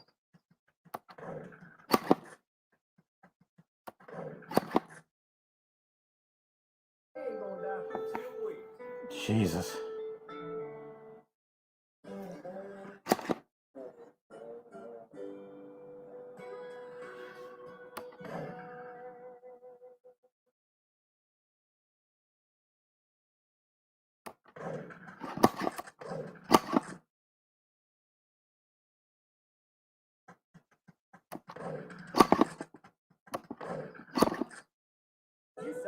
Oh, I'm not angled right here.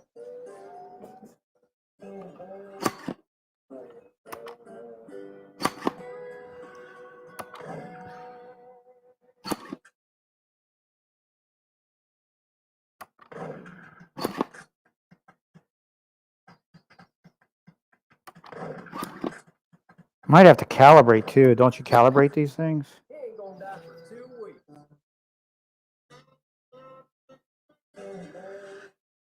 Oh, so I should get a Z313. That's good to know. I know my Walmart locally here has them.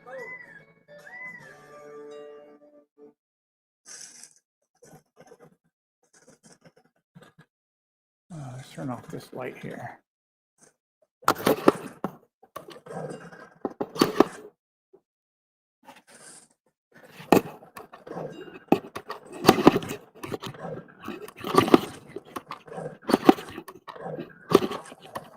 Jesus.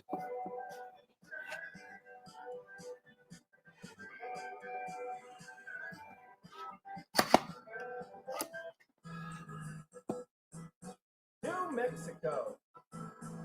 Jesus. Let's keep going.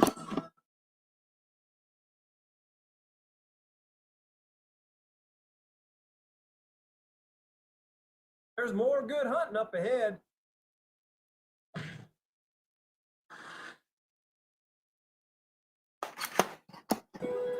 Pick a spot.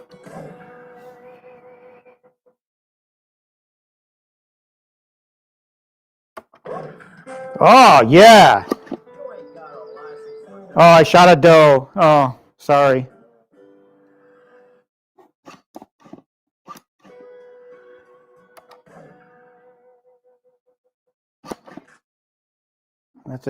That's a doe.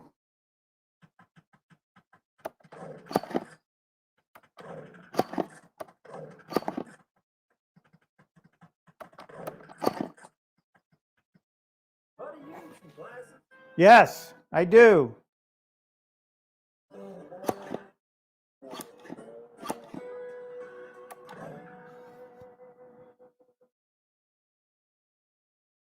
Two does.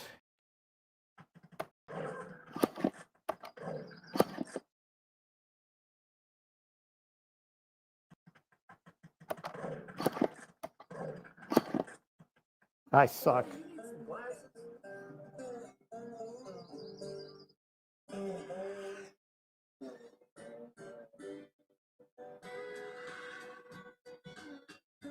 I don't know if I thought when I opened this before, I thought you could calibrate the guns.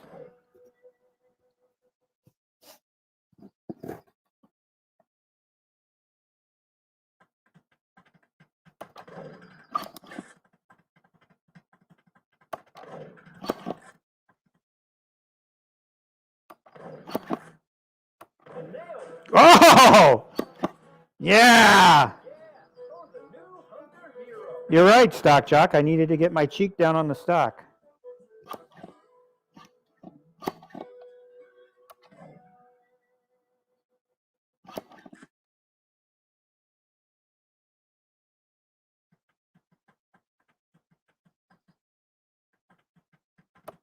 Oh, that's a doe.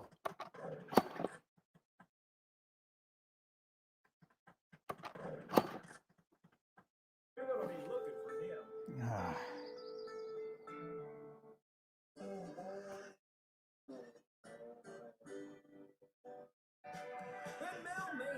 Let's see. Hold down player 1 and player 2.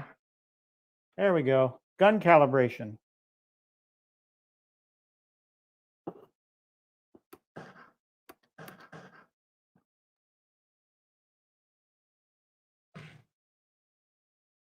Shoot center target.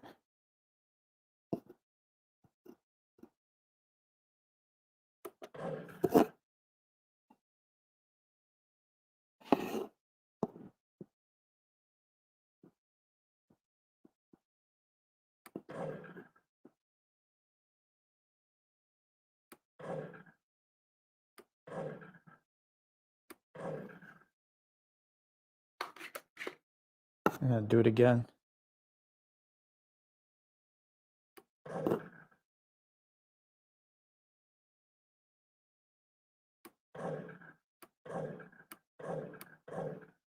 All right. So we're going to calibrate the right gun now.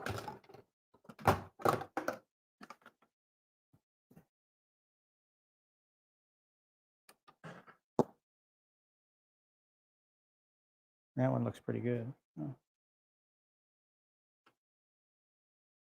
All right, what else do we got here? Big Buck Girls on, skill level normal, gun calibration, high scores, reset menu. So this thing doesn't appear to be internet connected because obviously I did not see an antenna. So there's no internet with this.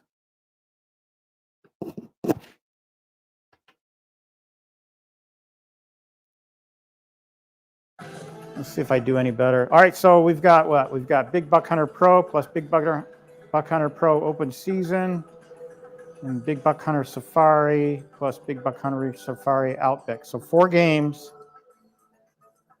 Big Buck Hunter Pro, Big Buck Hunter Open Season, Big Buck Hunter Safari, and Safari Outback. All right.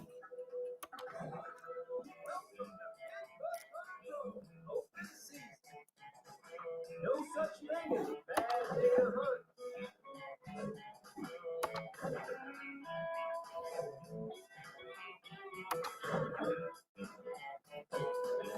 Let's do something different. Let's go for something big.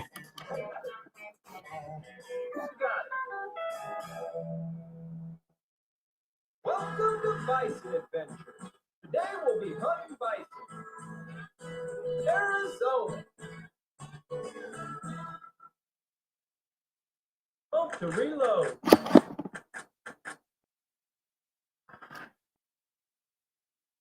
Don't shoot the cows, shoot the bulls.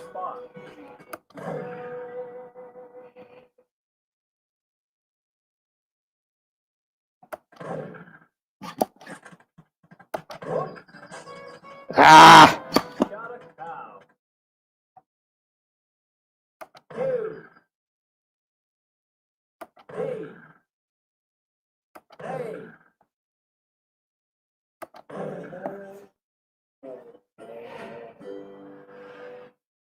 Aim for violators. Yes, I know.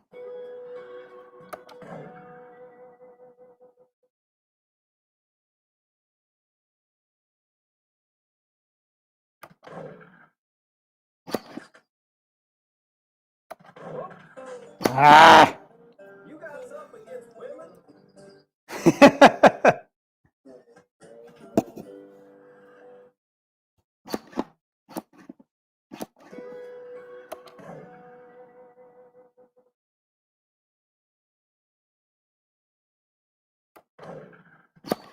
There's one.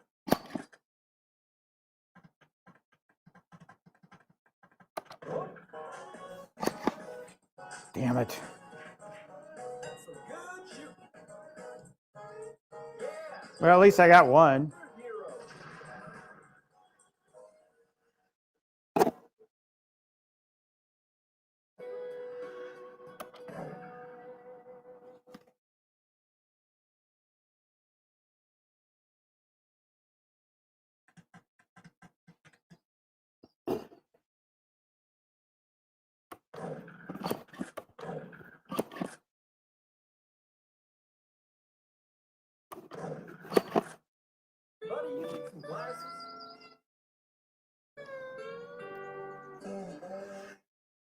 trying to read the chat here at the same time.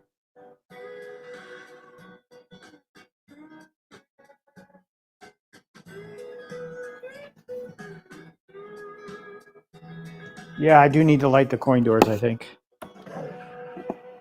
Winter projects, eh?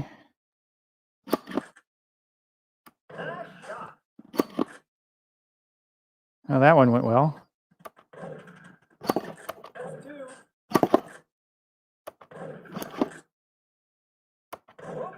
Ah!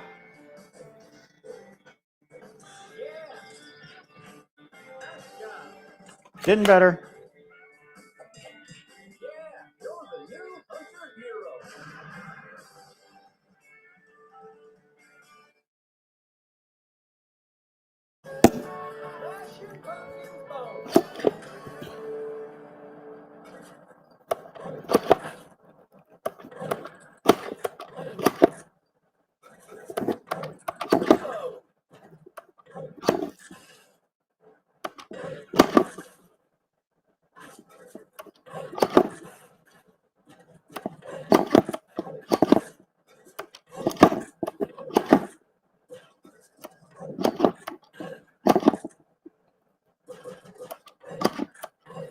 I think I got it calibrated pretty good. I just need to aim it correctly.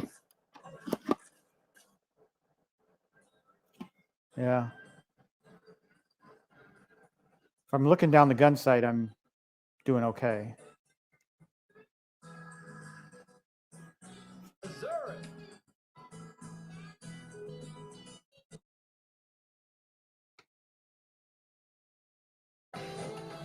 So let's check out the Outback.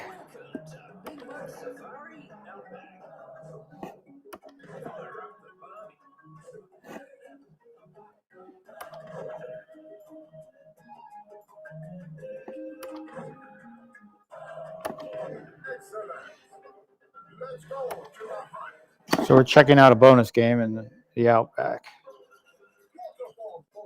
Shoot the barrels.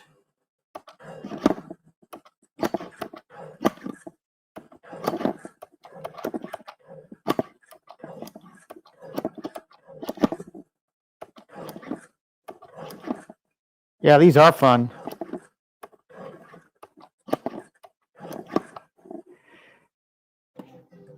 There's 38 of them?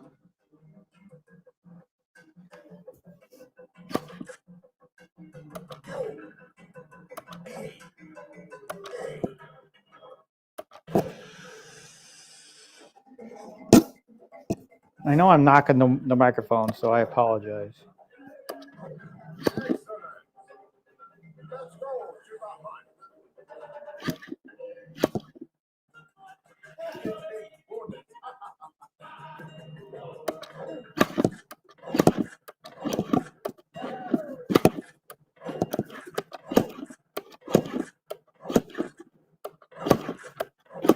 Ah. Ah.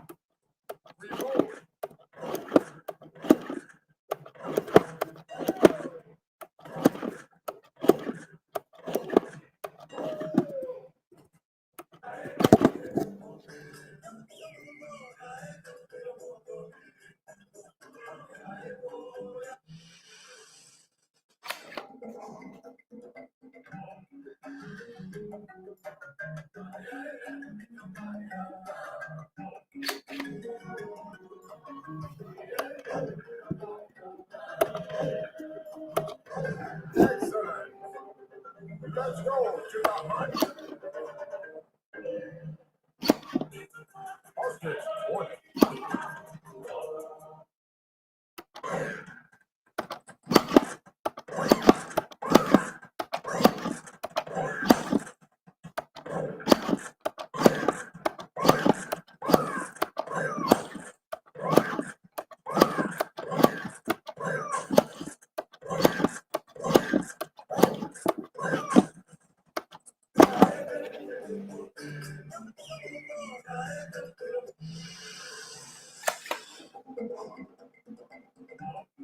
Apparently speed is critical here.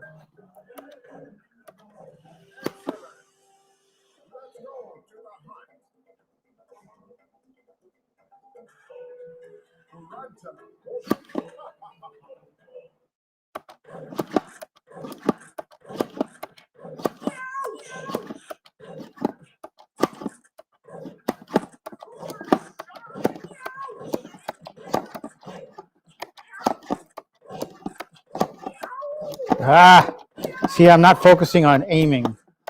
I'm just shooting. Need to do more focusing on aiming.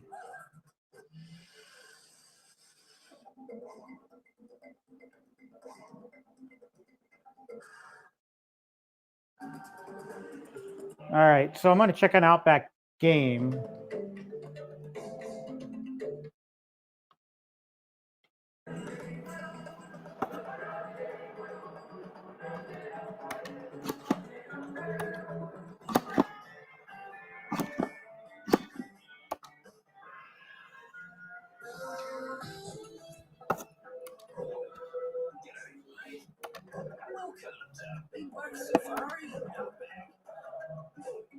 One track. Let's do.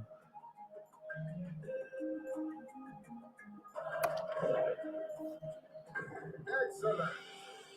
Let's go to the hunt. Now, what am I not supposed to shoot? Buffalo Adventure.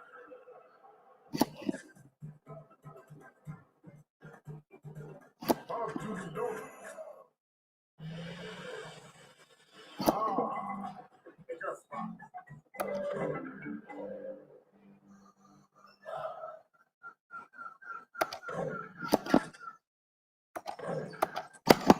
Jesus.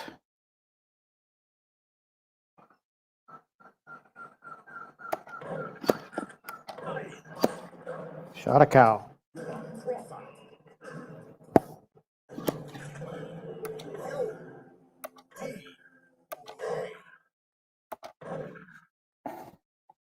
It's a fun game. I really enjoy it. I just got to play it at a normal stance and angle. I'm kind of awkward here the way I got it. So we're going to, in a minute here, we're going to shut things down and we're going to take a look at the cabinet.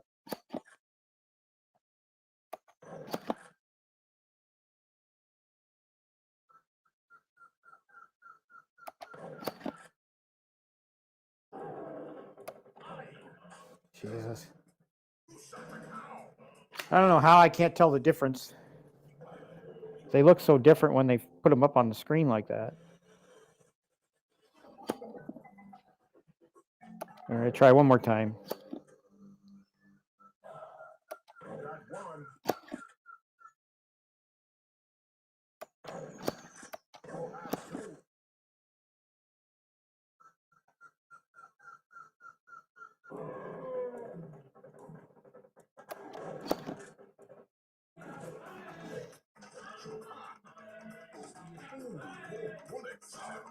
All right. So let's do sort of a mini review.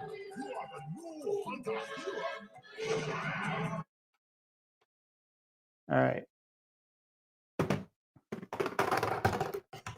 We'll turn, what light am I going to use here? I'm going to use the best light.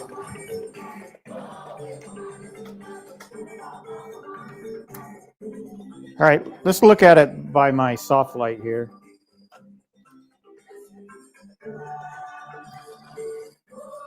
I'm going to take my camera off. The mount here, it's going to get a little shaky. Apologize.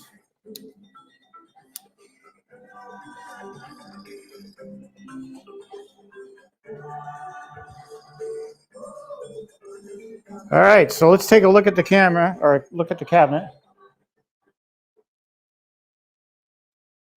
So, top to bottom, we've got the Retro530 Marquee there with the red antlers. Damage notwithstanding, because I did rough it up during the install. I tried to do the install while I was assembling the cabinet, and I logically did not do well. So, but it's beautiful. Laramie does great work with Retro530, so I would definitely recommend. For me, the monitor is at a great height. I'm only 5'7", so this cabinet stands pretty tall. And so the monitor height for me is not a problem. I recognize that it might be for others. So you might want to get a riser, if there is a riser for this particular cabinet. I don't know.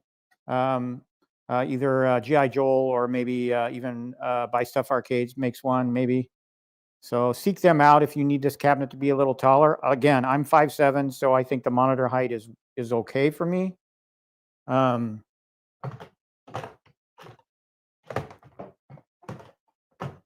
don't want these to, the guns were sitting pretty awkwardly, so I wanted to get those. Control panel looks awesome. It's got that PlayGuard surface on it. No deck protector needed. Scanning down the front of the cabinet, you've got your fake Arcade1Up coin door. The artwork on this is beautiful. You've got your game list there and the Mossy Oak logo. Let's look down the side of the cabinet. Here you have, I'll bring the light over a little bit so you can see it a little better. You can see the artwork on here. It's just gorgeous. It really is. The logo that I talked about earlier, like here, right here, see that? It's upside down. So that's pretty weird. But it's unique, you know. It's a uniqueness to the cabinet. Here's an example of an upright, and that's what I spoke of earlier when I was putting this together. The two parts of the logo fit pretty well together from top to bottom. You've got your companies involved: Raw Thrills, Play Mechanics, and Arcade1Up, and the Mossy Oak logo on top there. Again, I love the skin on this cabinet, the wood grain finish to it. It's just gorgeous. The other side's going to look very similar. It's actually going to look identical, just reversed. My wife, my gal is home. All right, so you've got the artwork here from top to bottom, identical to the other side. Again, with the wood grain finish. I love this. I just think it's a gorgeous cabinet, and that's why I really wanted to add it to my arcade. The short time that I had with it the first go round, it was a beautiful cabinet. Gameplay is awesome. Once I got the guns calibrated, I thought I did a lot better, but still playing awkwardly. So I love the game list on here. Turn the light. It's getting kind of awkward moving around in here now with wires everywhere. So, but this marquee really is the difference right here. This Retro530 lit marquee from Laramie Griffith at Retro530. Again, I damaged this antler and put it on, so it's a little crooked. I can fix that, assuming the Gorilla Tape doesn't rip off any of the underlying artwork. Just got to be gentle with it. Maybe use a... but it looks okay now. I might just leave it. Who knows? Why touch it? And so, yeah, even the back side of it, I don't know if I can catch it here because it's not too well lit back here. But he even puts artwork on the back, camouflage artwork. And I think that just adds to the cabinet's value, really. So overall, I give this cabinet a solid 9 out of 10.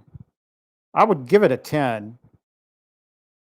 You know, and that just my general observation now, it's a 9 out of 10. It's one of the most beautiful cabinets I think Arcade1Up has done, to tell you the truth. So we reversed the PCB, gave it some air, so hopefully I won't have that issue that others have had. So I'm pretty happy with that. And yeah, so maybe I'll take what I do with the the existing marquee right here. Maybe I'll take the existing marquee and just hang it up on the wall, you know, put some artwork hanging, Velcro on the back of it and just put it up on the wall. Anyway, this has been a long stream, hasn't it?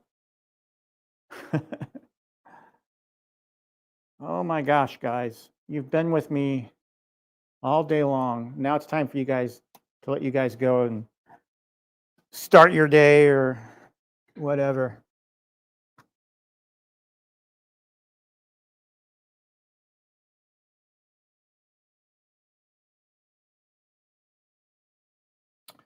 I'm tired, guys. I don't know about you.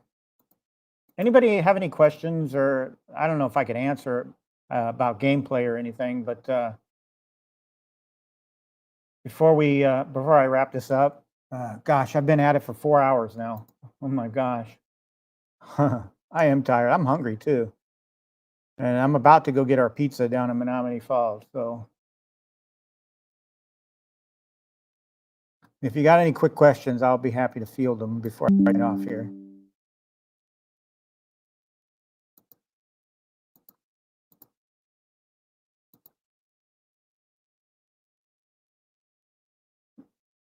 If you're talking about this this camera here, the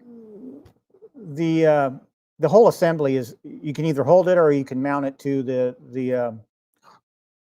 the pole, and the two lights on top of it are add-ons, and they're USB connected. So if I needed to recharge, they're rechargeable. So I have to recharge them. One of them is dead right now because I ran the power out. So I really need to hook them up to the chargers. But they're handy in tight spots where you want to, like if you want to show the inside of the cabinet, those lights are on the pod mount there are perfect for that. So.